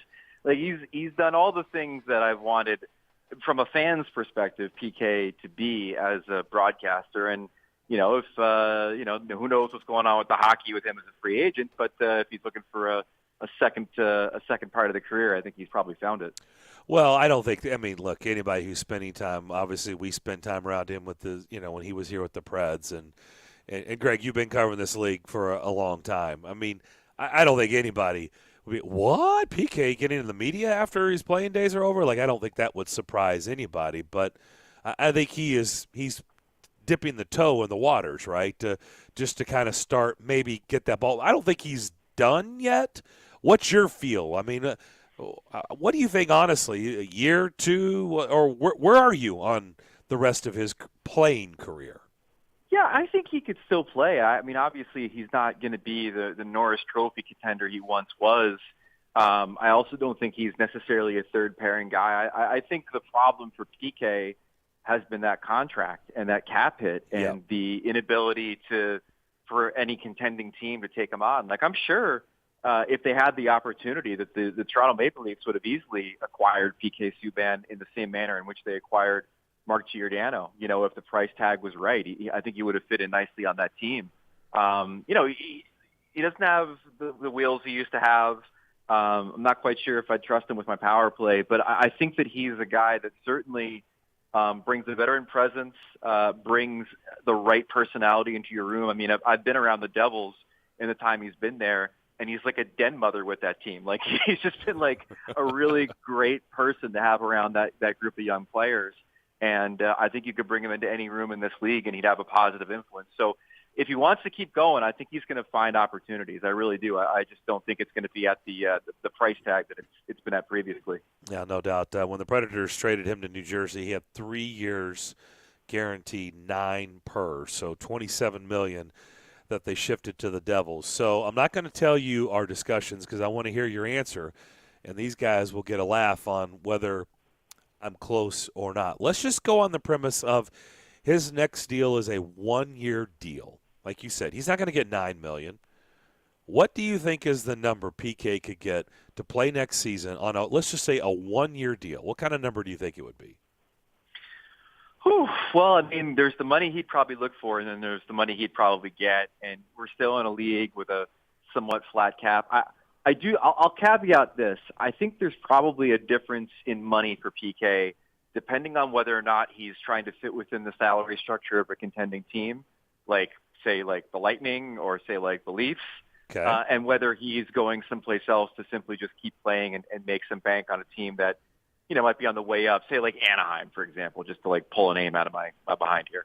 I think if it's a team that's on the way up, maybe 5-5. If it's a team that is contending and he needs to kind of fit in there, maybe it's 3-5 to 4. Okay. Either way, Willie, that is the $3 million mark that I said he can definitely get at least $3 million out of somebody to play next absolutely, season. Man, absolutely. Like he's not. I mean, he's still a name on the marquee kind of guy, and a guy that I think can certainly bring value to your team. I don't think what's happened to him in Jersey the last couple of seasons is indicative of what his value is going to be. I mean, I could be completely wrong. I mean, there is a certain age that these guys get to where all of a sudden it's like they don't make any money and now they've got to go to somebody's training camp and like on an invite, right? Life comes at you fast in the NHL, but I still think that he's got some value. And like I said, there was definitely interest in him at the trade deadline, but it just couldn't manifest because of his contract being what it was and the Devils not being desirous to pick up any of it.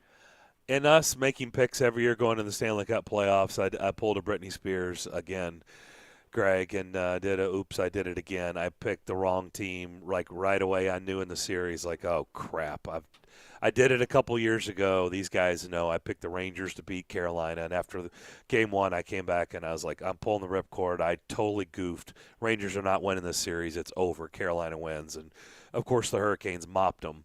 And this year, my as you probably know where I'm going with this, series that just wrapped up last night. My oops, I did it again. Was I picked the Panthers to beat the Lightning, and yeah, I was like, what was I thinking? They're not beating the Lightning. So were you surprised though in the fashion that Tampa beat Florida? I mean, the sweep, and what does that mean from Andrew Burnett? Do you think moving forward? Well, first off, unless I'm wrong, there won't be a Florida-Minnesota final, so my picks are just as good as yours. Pretty sure that ain't going to happen. Is that what you had, Florida-Minnesota? Yeah. Okay. Well, I really thought, and I still believe, by the way, that like the winner of that Minnesota-St. Louis series was going to play for the Cup, and as much as the Avalanche fans are giving it to me now for picking St. Louis in that series, I still think they would have won that series if Binnington didn't get hurt. He was playing out of his mind. They had so much confidence playing in front of him. I think that's a much different series. And again, I mean, you talk about, horseshoe time for the Predators, 2 straight series where the goalie gets hurt or the goalie's out of the lineup. I mean, my God, maybe it's all just like lining up for them this postseason for the Avalanche. But as far as the Panthers go, so I've spoken with GM Bill Zito of the Panthers. I spoke to him before the postseason started and tried to get a gauge on like what the future of Andrew Burnett was going to be. And I got to tell you, the sense I got was that it was probably trending towards an extension for him based on what they had done in the regular season and the job he had done in shepherding them after Quenneville resigned and everything else. But the caveat I think I got was that unless something screwy happens in the postseason. So the question is, winning a round in the playoffs, which Florida had not done since 1996, right? And then getting whacked by a team that could maybe be winning its third straight Stanley Cup.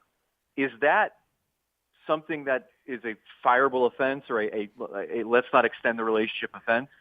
Or do we just look at this like we looked at the Leafs loss and say, all right, it's the Lightning? And granted, like a sweep hurts much more than a 7-game loss. And he definitely got out coached by John Cooper in the series, no question about it. And my God, for the power play to be that terrible for 2 rounds, I mean, there's got to be something going on under the hood, right? But it's still the Lightning, right? And the Lightning are really good. And maybe you run it back and see if maybe as a whole this team figures out what they can and can't do in the playoffs after this run and then comes back stronger for it. Or it could be, and you guys remember this, it could be that crisis of conscience that the Washington Capitals had about a decade ago, where they were the team in the regular season, beating the hell out of everybody offensively, couldn't score in the playoffs when they needed to, and then all of a sudden started firing coaches and trying to change their style and doing all this stuff. So it's going to be a real interesting philosophical debate to be had in Florida after this series. Talking to Greg Wyshynski from ESPN, talking NHL playoffs here and the offseason as it moves forward. We just saw Brian Rust sign, and Greg, I'm just curious, too, as we watch the market inch towards the free agency period, give us your gauge on your thought of what Filip Forsberg is worth in terms of average. What's the deal in your mind that is the right deal for him, if you had to guess? I think the right deal for him is exactly where I think a lot of people expect it to end up in Nashville, which is right under Roman Josi. I mean, like, he's really, really good, and he's going to get paid on the open market if he hits it. He's a top-line player. He drives offense. He does all the things you want. You add him to your team. You elevate your group, no question about it. And the fact that it's gone on this long with Nashville is hard to gauge. Are they just trying? Are they running under the assumption that he wants to stay, and they're just hoping that he comes down on his number?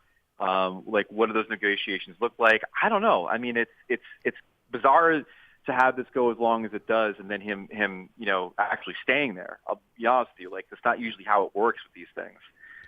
So 8.5 is about in the neighborhood that you're saying? I think definitely. I mean, he would definitely get that on the open market. And so you bring up Brian Rust, and Brian Rust is an example, and this is going to make some Predators fans happy. Brian Rust is an example of something that I have said time and time again is the most important thing you have to remember about free agency in the National Hockey League, which is that these guys don't want to leave their stuff. His stuff's in Pittsburgh. It's been in Pittsburgh his entire career. Forsberg's stuff is in Nashville. He doesn't necessarily want to move his stuff. And more often than not, that's what keeps these guys from not going anywhere. It's the familiarity, it's the comfort, it's knowing that you're going to be on a competitive team, and it's that your stuff is there. And so I'm still kind of erring on the side of him staying just because of that theory. But it's a very bizarre negotiation for it to have gone on this long. That is a classic George Carlin bit that I saw the other day. They have a great documentary on him, and I can't wait to watch it. Yeah, it's awesome. It's like Apatow, right? And it's the same kind of vein as the Gary Shandling one he did. It is, and I've seen part of one episode. I got to watch the whole thing. It's great. He's one of my favorites. But that is a great bit. Is a home is really just a place to put your stuff. Put your stuff, right? Okay, you're the first person. I've done that. I've done this free agent spiel 1,000 times. I think you're the first person to put the Carlin thing together with it. Wow, definitely. Well all right, just a homage to Carlin. Yeah. Well, give us this, just a thought or two on the performance by Nazem Kadri, another guy who's a potential free agent here, but wow, uplifting. I think if you're certainly from the Colorado perspective, and I'm sure you've seen some of the nasty tweets, just the sad part of the unfortunate part of social media, which we love. You're a big part of it. We follow you, and there's a lot of great things on social media, but there's an ugly side too. There is, and I mean, the idiots on Instagram that decided to put their name to their comments that are flying all over the internet. Congratulations, you morons! Like, good luck finding the next job. It's tragic that this happens in hockey, and it happens to hockey for players of color more often than we're even cognizant of. And so when it comes to the forefront like this, it's important to understand how horrible it is for the individual, how horrible it is for the sport. People try to work really hard to separate the hockey out of a situation like this, but you can't. It speaks to the systemic racism that you still find in this sport. And Jared Bednar, the head coach of the Colorado Avalanche, went through great lengths last night letting St. Louis coach Craig Berube off the hook for not commenting on the threats.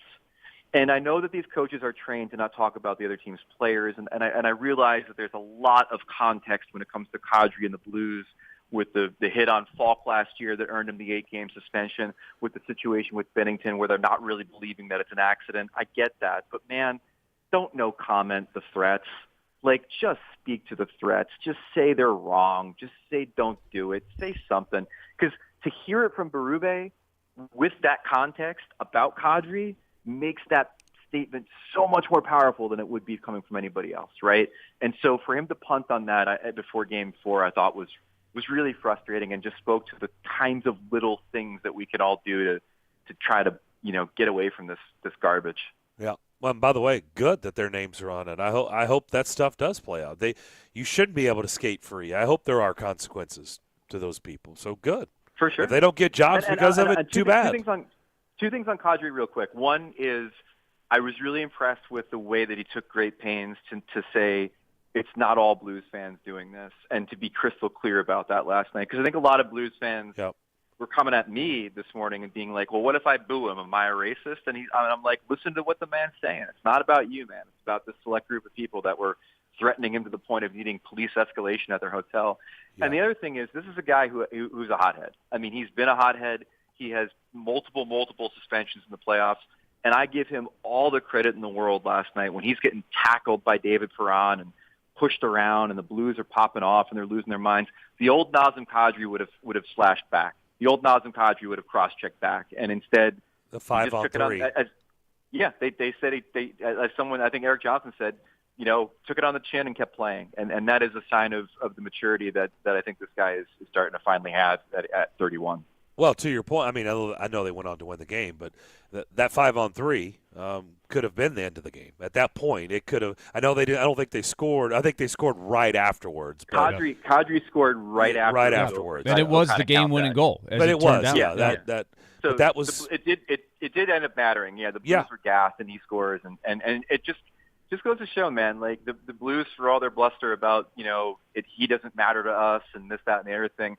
The first second they had a chance to get comeuppance from that guy, two guys take penalties, and it basically ruined the game for them. So there you go. Greg, on the way out, just percentage. Like we've been trying to do that as we get a little bit closer to July 13th. What would you assess the odds of with your stuff comments? His stuff is in Nashville. What would you assess the odds that he returns to the Predators at? 70%. Oh, okay. So does that sound good? Is that higher than you thought? You're higher than us. Yes. By 3%. I said 67%. You said 66. 2/3, 1/3. You said 66. Yeah. Go back, check the tape. There's a 3% margin of error in my prediction. Okay. I said 60%. Derek said 40%. So you're higher than all three. Ooh! Wow. We'll see. I mean, he'll get Derek has moved more than us, though. Derek is not afraid to move. Yeah. He's not afraid to move his stuff. When you got to move, you got to move. Greg, always appreciate the visit, man. Thanks for doing this. We'll talk soon. Anytime, boys. Thanks. Greg Wyshynski, ESPN, ESPN.com. We'll come back and discuss some of that on the other side. It is unfortunate. If you haven't been following the Kadri incident, we could touch on that as well. But that was really good stuff right there. Let me talk to you about my friends at Cool Springs MD. You've heard me talk about them for years because they've been helping me for years, and they can help you. And I know they've already helped a lot of you out there because you've told me and you've told them. If you'd like to become healthier and happier or have them improve your quality of life that we all struggle with as we get older, right? There's more challenges with our body. Well, they've got a very experienced staff over there that can help you, including Dr. Jeffrey Lodge, who is the board-certified physician, his wife Daphne, the registered nurse. And maybe it's shedding a few unwanted pounds. Weight loss management is important to them. They've got programs and products and people that can get you back on track and headed in the right direction. Rejuvenation, your appearance is important. It also becomes challenging as we get older. Their staff can talk to you about PRP, hair removal, Botox, finally hormone therapy. If you've been feeling off lately, haven't felt yourself, haven't had the same drive, haven't had the same energy, maybe you've been experiencing mood swings, you're like, what the heck is going on? This is not like me. Well, get your levels checked. Maybe they've dipped. If they've dipped, that can affect you in these areas. They'll be more than happy to discuss BHRT, testosterone, estrogen. These are just some of the things they do under one roof there in their state-of-the-art facility in Cool Springs at 1642 Westgate Circle. If you want to learn everything about them, just go to their website, coolspringsmd.com, where you can always pick up the phone and schedule an appointment or a consultation by dialing this number, 615-283-7291. That's 283-7291. Join Chase McCabe for Chasing Checkers every Sunday morning at 8 for all the news in the world of motorsports. Joey Logano gets the very first victory in the next-gen car while hearing from the big names. Two-time champion Kyle Busch. Being able to bring NASCAR, the Cup Series, back to Nashville is cool. It's Chasing Checkers, presented by Apple Collision Centers and the Nashville Super Speedway on ESPN 102.5 and 106.3 The Game and the Game Nashville app. Hey, Ray Jeter here with Harness. Are you looking to take ownership in a position that will support your growth and development? We are an excavation and site utilities contractor. Several things set us apart from our competition, but we take the most pride in the professional development of our people. We have multiple openings for operators, pipe layers, and laborers. Our pay and benefits are second to none, including our 401k program. Apply today at selectharness.com. Harness LLC. Build people, move dirt. With all the new people moving here recently, we thought it'd be a good idea to explain Genesis Diamonds. If you've lived here a while, you know all this, so bear with us. Genesis Diamonds is not an ordinary jewelry store. It was started decades ago by a major diamond wholesaler based in Tel Aviv. He was the diamond supplier for hundreds of upscale jewelry stores. Then he decided to start selling direct to the public at prices that undercut traditional jewelers in a big way. This no middleman approach caught on fast and disrupted the traditional jewelry business model forever. Today, Genesis Diamonds continues that extraordinary value promise. With the highest quality diamonds, the lowest prices, the strongest guarantees, exceptional service, and a mind-blowing selection of fine diamonds and exclusive designer jewelry. So if you've just moved here from New York or California or wherever, we invite you to discover the secret the locals are well aware of: Genesis Diamonds.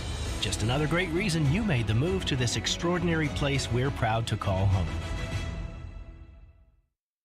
This is Stan Harrison, CEO of Apple Collision Centers. We understand that no one likes to deal with auto body repair and the inconvenience it becomes in your day-to-day life. I want to personally invite you to stop by and let our experienced staff see how we can help you make your vehicle look good as new. Apple Collision Center has 3 convenient locations: Old Hickory, Hendersonville, and Gallatin, ready to serve you. Come by and see us or visit us online at applecollisioncenters.com. Erectile dysfunction ruins sex, but it's more than that. It harms otherwise good relationships. It destroys marriages. It can cause depression and anxiety, and it can be extremely hard on a man's self-esteem.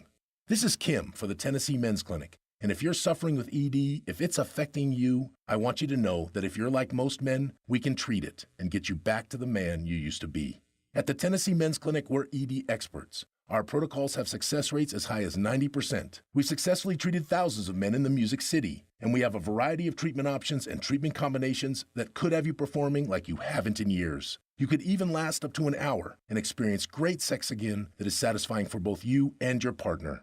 In treating your health, expertise matters, so make an appointment today. Your initial appointment is only $99 and includes blood work and a medical consult. Call 615-208-9090 or go to TennesseeMen'sClinic.com. Visit our website to learn more, including side effects. Treatments extra. Results vary.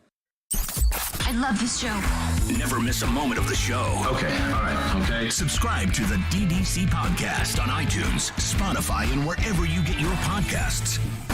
You're listening to the DDC. Presented by Spring Hill Heating and Cooling. On ESPN 102.5 and 106.3 The Game. And on the Game Nashville app.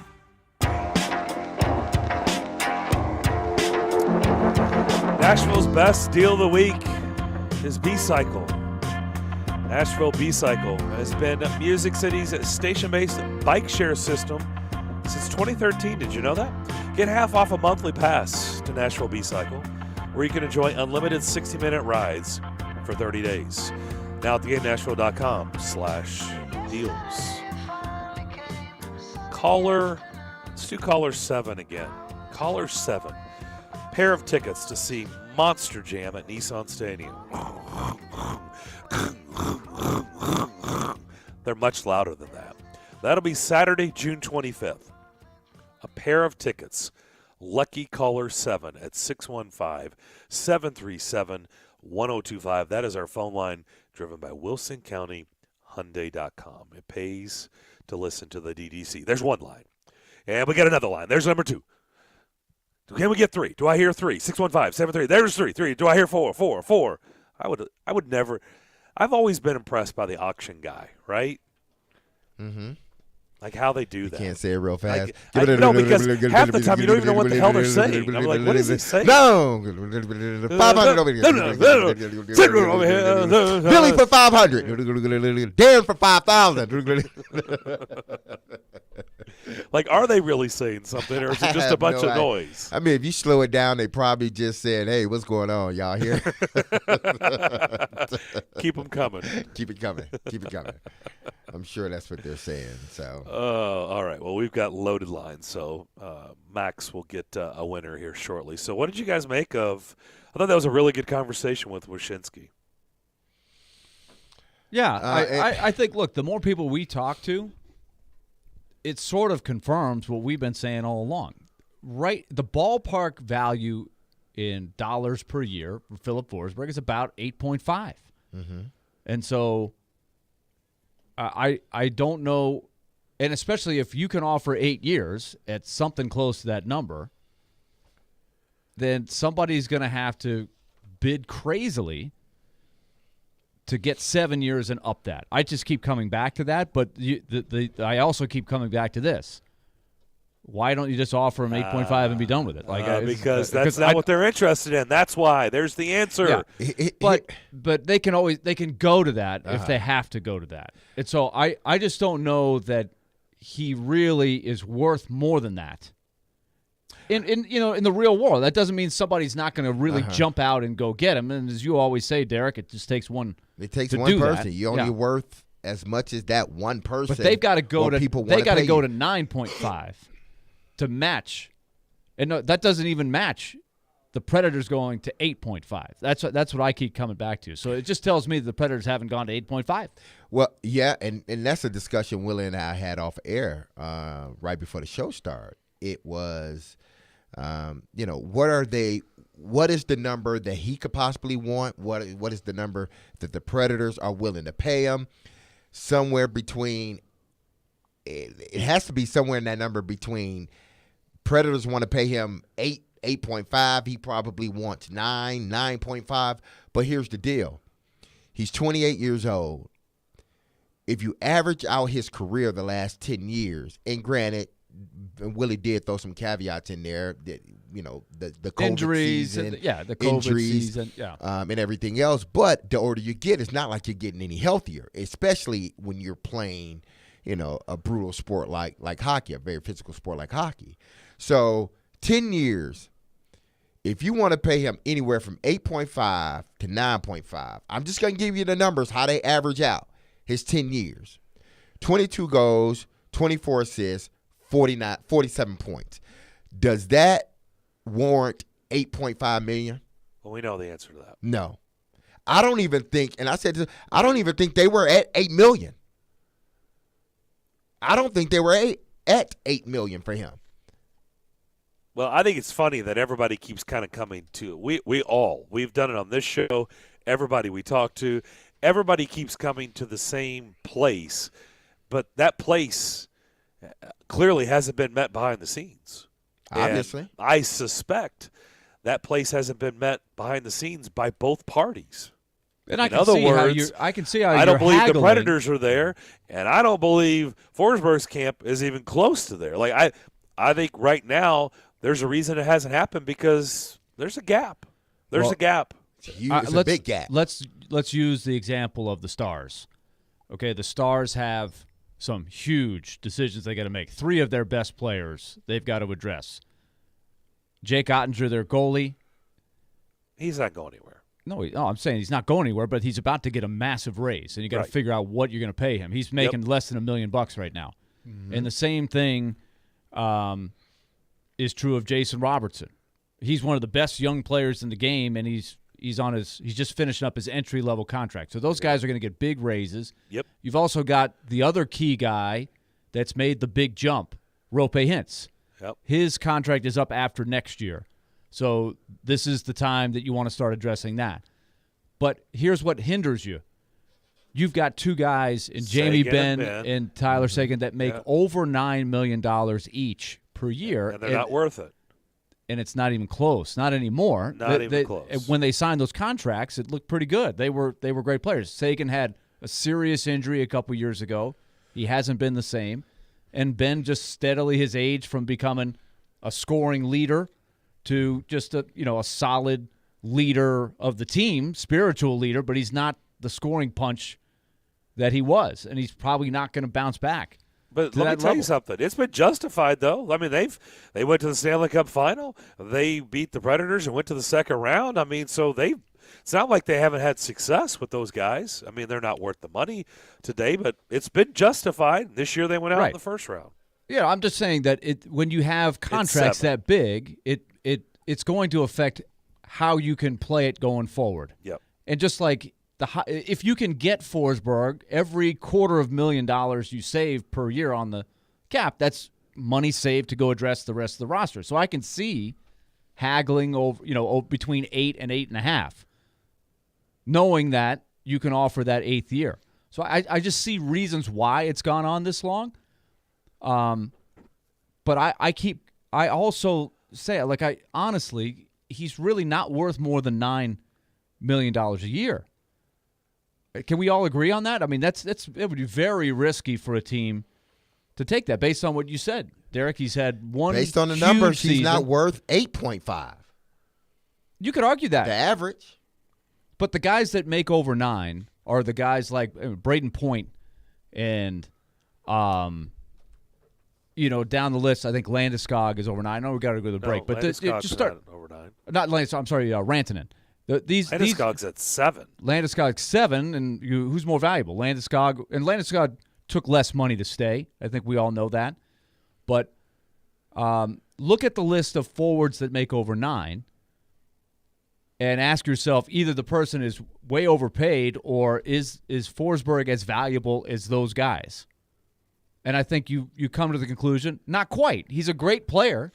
He's not a superstar guy. So, between 8 and 8.5 is the right number.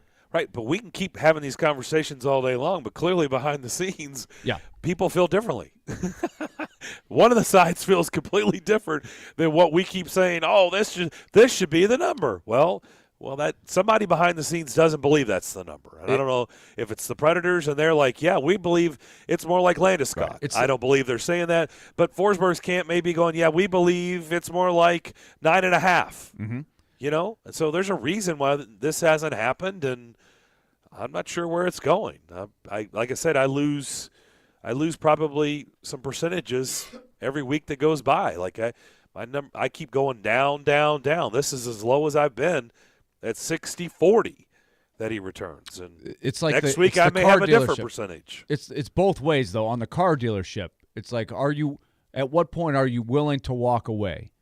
Like if he signs and somebody does give him $9.5 million or something like that on the open market, can you live with yourself saying, you know what, I could not offer him that much. I just could not go that high. Yep. There is a number, even if that number's $10 million or $11 million. Somewhere David Poile has to draw the line. I just cannot go over that number. Now, Can he come up from the number he is right now? I think so. Greg on our text line wants to know why my monster truck sounds like me trying to suck the last part of my milkshake out of the bottom of the cup. Well, probably because I have a lot of practice in that sound, so I hear that sound a lot. I'm just saying. Congratulations to Brian in Cottontown. So we had a winner from White Bluff and a winner from Cottontown. And Max has put on the screen, that's in Robertson County, near White House. Thank you, Max, for the geography lesson. So Brian in Cottontown, thanks for listening. Go enjoy Monster Jam in June at Nissan Stadium. We'll come back. That's really disturbing. So it's disturbing. Yeah, so it's reached the level of it's just disturbing. It's not something I want to be thinking about after the show's over. That sound. What? It's not. Right. It's not really an enjoyable sound. You don't think it sounds like you haven't even been to Monster Jam? How do you know if I'm close or far off? I'm pretty sure you're far off. I've been to Monster Jam. I haven't know been what there. It sounds like. I just know that that's not the sound. Okay. All right. We'll come back. You may be onto something. We'll come back. More DDC next. Want the latest on the Predators from the people that cover them? Heck of a year so far for the Predators. They've been so much fun to watch. Join Robbie Stanley for Preds Insiders every Monday at 6. I feel probably as good about this group of 6 on D. Presented by Dr. Kelly Rice on Smashville's Best Sports Talk. ESPN 102.5 The Game and the Game Nashville app. This week only, the Electronic Express Memorial Day sale is here. Celebrate with brands like Charbroil, Yeti, Samsung, LG, Dyson, and more. Electronic Express has huge savings in every department. Outdoor living, appliances, 4K TVs, smart home, furniture, and more. Plus, save up to 40% on all appliances with up to 36 months free financing. Shop in-store or online at electronicexpress.com with free express delivery. Summer savings at Electronic Express. We make it happen. Trying to find a new home right now is next to impossible. Very little inventory, prices are crazy high, rates are moving up. Here's a better idea. Let my friends at Loan Pronto refinance your current home, turn all that equity you have into cash, and totally transform your house. A new kitchen, new bathroom, a pool. Think about it. Your home value is up. Instead of wasting all that on an overpriced new house, convert that equity into cash for a home makeover. One local couple did it and got $200,000 out. They added new hardwoods, an outdoor living space, a swimming pool with spa and all new cabinets and appliances, plus a home office. Now they have their dream home, and they never had to move. Call Loan Pronto. Ask about their home improvement refi. Give your home a total makeover and do it now. You can even skip your next house payment in the process. Call now, 615-499-5780. That's 615-499-5780 or loanpronto.com. 615-499-5780. Equal housing lender. NMLS 166-1781. Subject to lender approval. Nashville Sounds baseball season is underway, and if you haven't been to Third and Home on game day, you're missing out. Third and Home is the newest sports bar in Germantown that overlooks the Nashville Sounds ballpark. From the bar's spacious beer patio, you can literally see the whole Sounds game as if you were sitting in the seats with a ticket. No wonder it's known as Germantown's bar with a ballpark. Head to 3rd Avenue North and check it out for lunch, a night of brews, or to catch a game. Third and Home is open Tuesday through Sunday, and you can even watch batting practice on the patio. For more, visit thirdandhome.com. Arthritis and rheumatic conditions are leading causes of disabilities among adults. Joint replacement could be the solution. The team at Houston Clinic Orthopedics approaches each case with a complete evaluation to see if surgery is right for you. Houston Clinic Orthopedics specializes in arthritis, hip, knee, and shoulder replacements, hip fractures, osteoarthritis of the hip, and joint pain. To experience world-class orthopedic care and see a list of all physicians, visit their website at tn.houston.com and book your appointment online today. Smokeville Smoke Shop has been serving Hendersonville and Metro Nashville since 2015 and is committed to providing high quality, hands-on, and personable customer service. Stop in the Smokeville Smoke Shops in Hendersonville, Gallatin, Hermitage, and Goodlettsville to try any of their wide selection of locally sourced products and selection of top nationwide brands including vapes, hookah, hand-blown glass, detox systems, e-juices, kratom products, leaf wraps, a dab bar at the Hendersonville location, and much more. Visit Smokeville Smoke Shops today. Robbie and Rex Road here on ESPN. Welcome into the DDC. Daunic Company is delivered. There's a new way to hear 102.5 The Game. Nashville's best sports talk on 106.3 FM. From downtown Nashville to Spring Hill on I-65 and to Murfreesboro on I-24. You now have two choices to hear our great sports programming. Get the extra point, no problem. And the Nashville Predators. He scores! Check out 106.3 now and save it as a preset. What's up, Nashville? This is Stephen A. Smith. You're listening to Nashville's best sports talk, ESPN 102.5 The Game. Vrabel immediately came to your defense. 3 weeks. A different Ryan Tannehill, as we discussed earlier, seemed to have a better grasp of what's been going on since their season ended January 22nd against the Bengals. A little bit better grasp of the feel of this market and what's been said and what's been going on than his first go-around, where he was prepped, but I don't think he truly had an idea of what was going on. This was a different Ryan Tannehill. This was, in my opinion, as I've stated earlier, probably the most personality we've ever heard from him. It was actually not boring. It was interesting. And, I'm not trying to be mean, but his other press conferences, it's like he just goes through the motions. It's just he was way more engaged. Blah, blah, he was engaged. Blah, blah, blah, blah. And today was not like that. He was at holding all. a conversation. Yeah, he was. That's a good way of putting it. He was holding a conversation. Will from Nashville on our text line, driven by WilsonCountyHoney.com, says he agrees with D-Mace and I, or me. He agrees with D-Mace and me.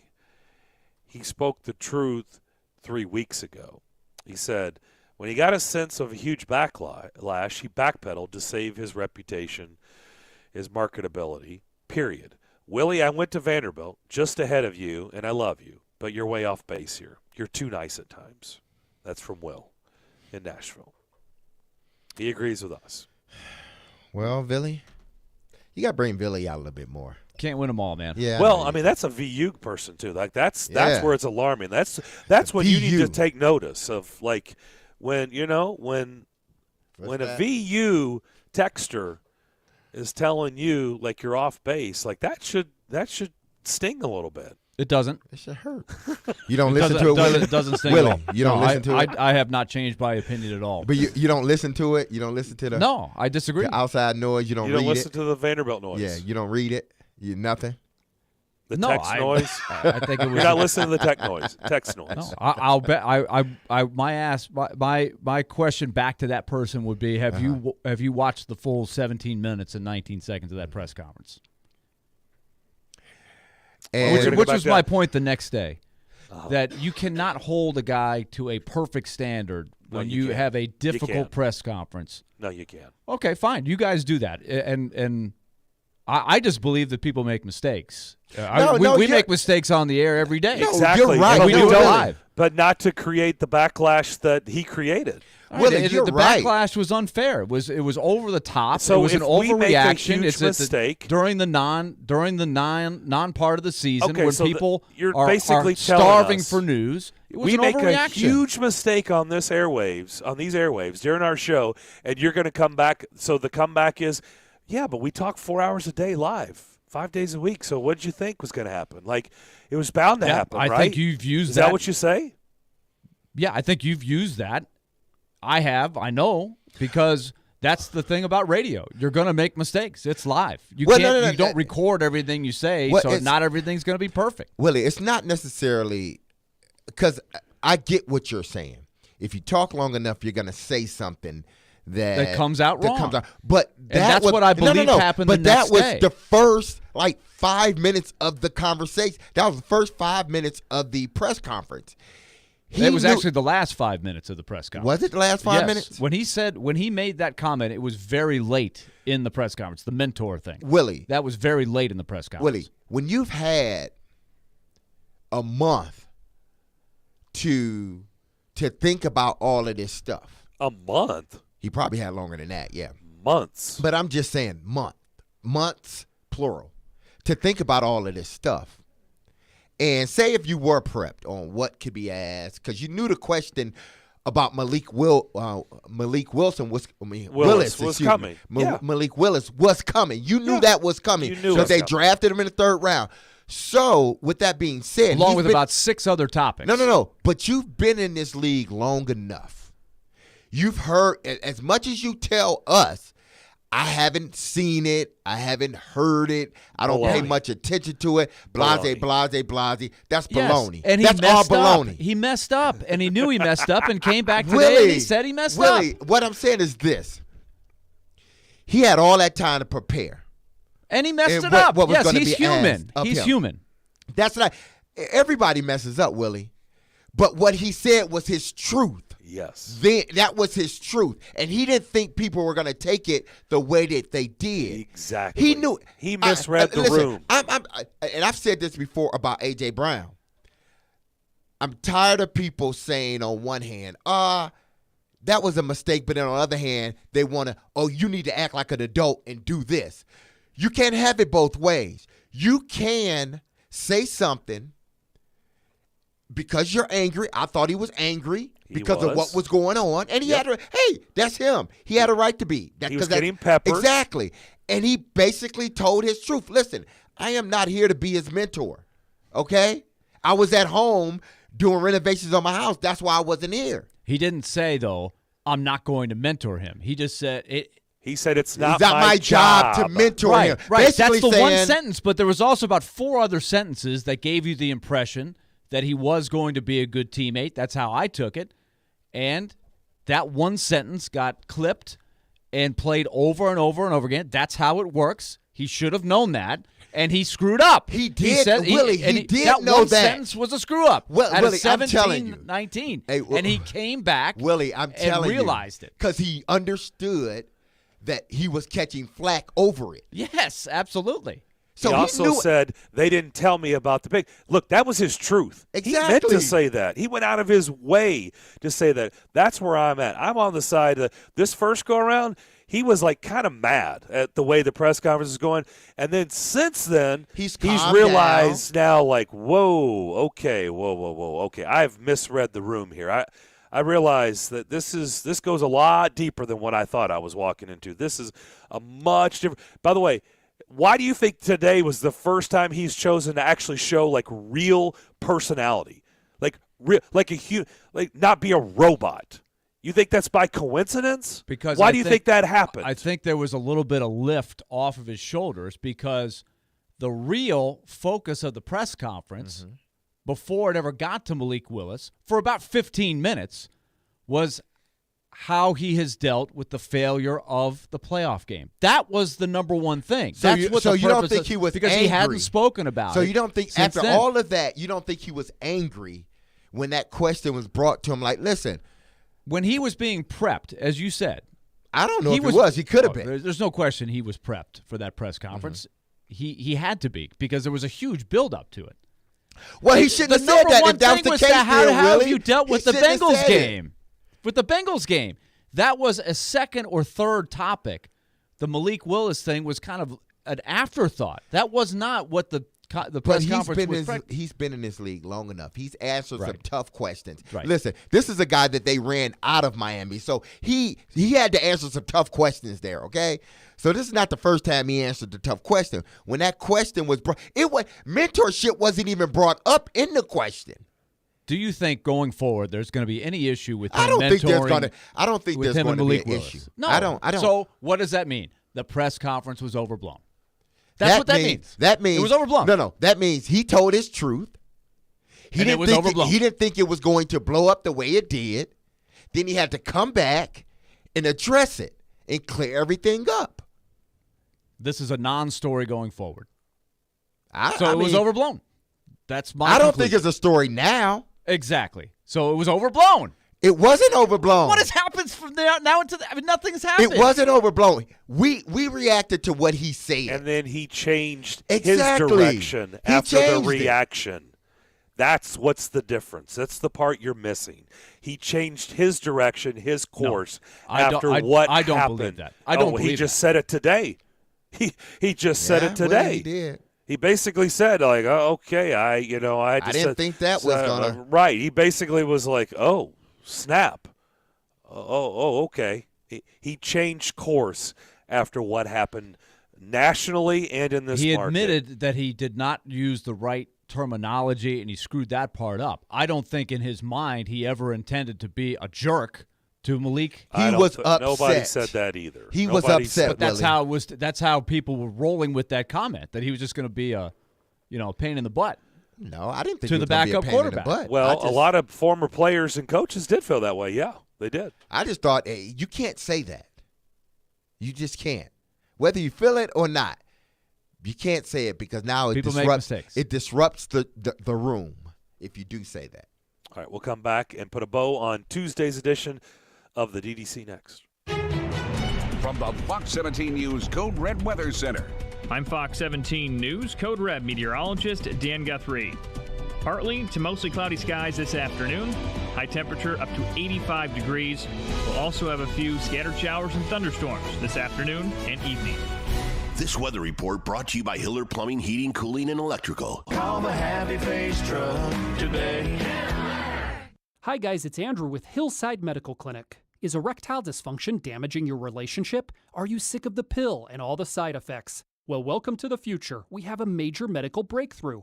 Hillside Medical Clinic uses the most advanced form of wave therapy. Backed by 60 clinical studies, our technology uses pressure waves to repair and open up blood vessels. We've helped countless men get rid of their ED. But what is the true end result? Their relationship, even their lives, improve drastically. If you're ready to regain your love life, call us right now, and not only will the assessment and ultrasound be free, we'll also give you a gift that produces immediate results in the bedroom. It almost never fails. This is worth $550, and it's free to callers right now. 615-576-5000. That's 615-576-5000. Put a stop to your erectile dysfunction and experience what I call the happiness ripple effect. Call Hillside Medical Clinic now, 615-576-5000.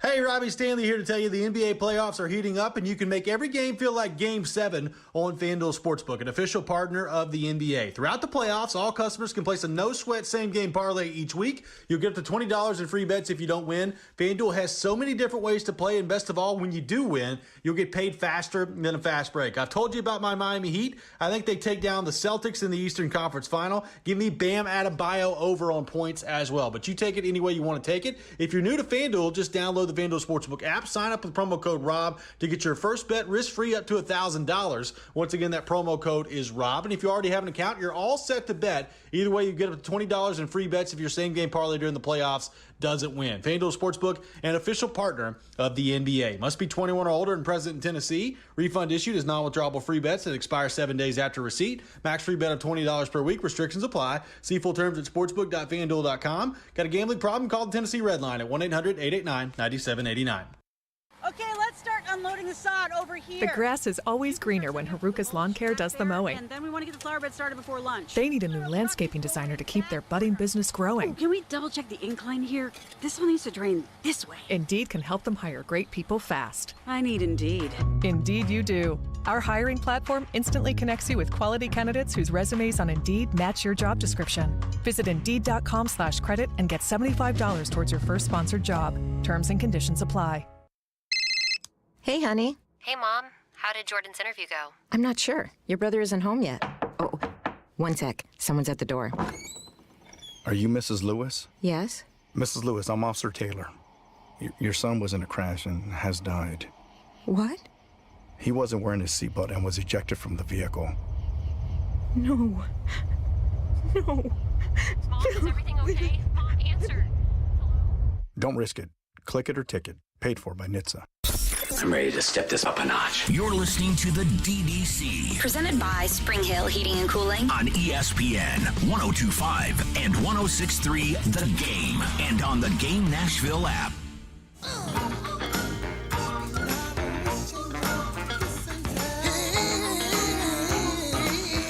The sun is out. The sun is shining in Hoover, Alabama. The SEC baseball tournament is back in action. I don't like Caden Rose of Alabama. I just don't like him. I don't like the way he holds his bat. Like he chokes way up. More people should choke up. And I'm just mad that Georgia just walked him because I don't root for him. I don't root for a guy that chokes up that much on a bat. More people should choke up, nah. My opinion. Nah. Well, how do you say no? You're the guy always complaining about too many people strike out. That's how you cut down strikeouts. You choke up on the bat. Yeah. Well, he just walked, so. Now this guy is extreme. This guy chokes extreme. up a He's ton. like holding the bat halfway up. Like his like, top hand's not even on the grip tape. Surprised he doesn't get his fingers broken. Oh yeah.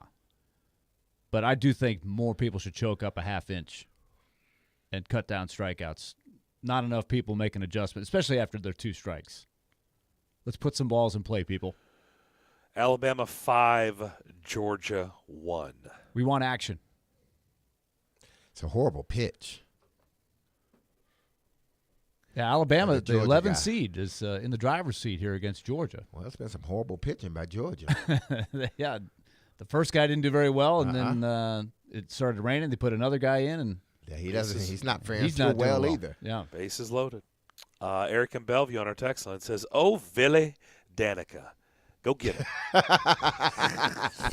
A little later in the week, we're going to do the top 10 ways my name has been misspelled or mispronounced. We're going to have some fun with that. I'm working on the list right now. That was literally the text. Eric in Bellevue. Oh, Billy Danica, get him. Man, has this guy thrown a strike since he's been at the plate? He's not. Goodness, He's not. Man. Mike on our text line says, I don't know what I'm more sick of hearing. Ryan Tannehill's a terrible guy or Willie's Lone Pronto commercials. Mike, don't be making fun of the sponsors, man. That's what pays the bills. That's why you get to listen for free. Support, Mike. Support. Oh, boy. There you go. Those two are right up there with Darren's complaints about Arby's. Yeah.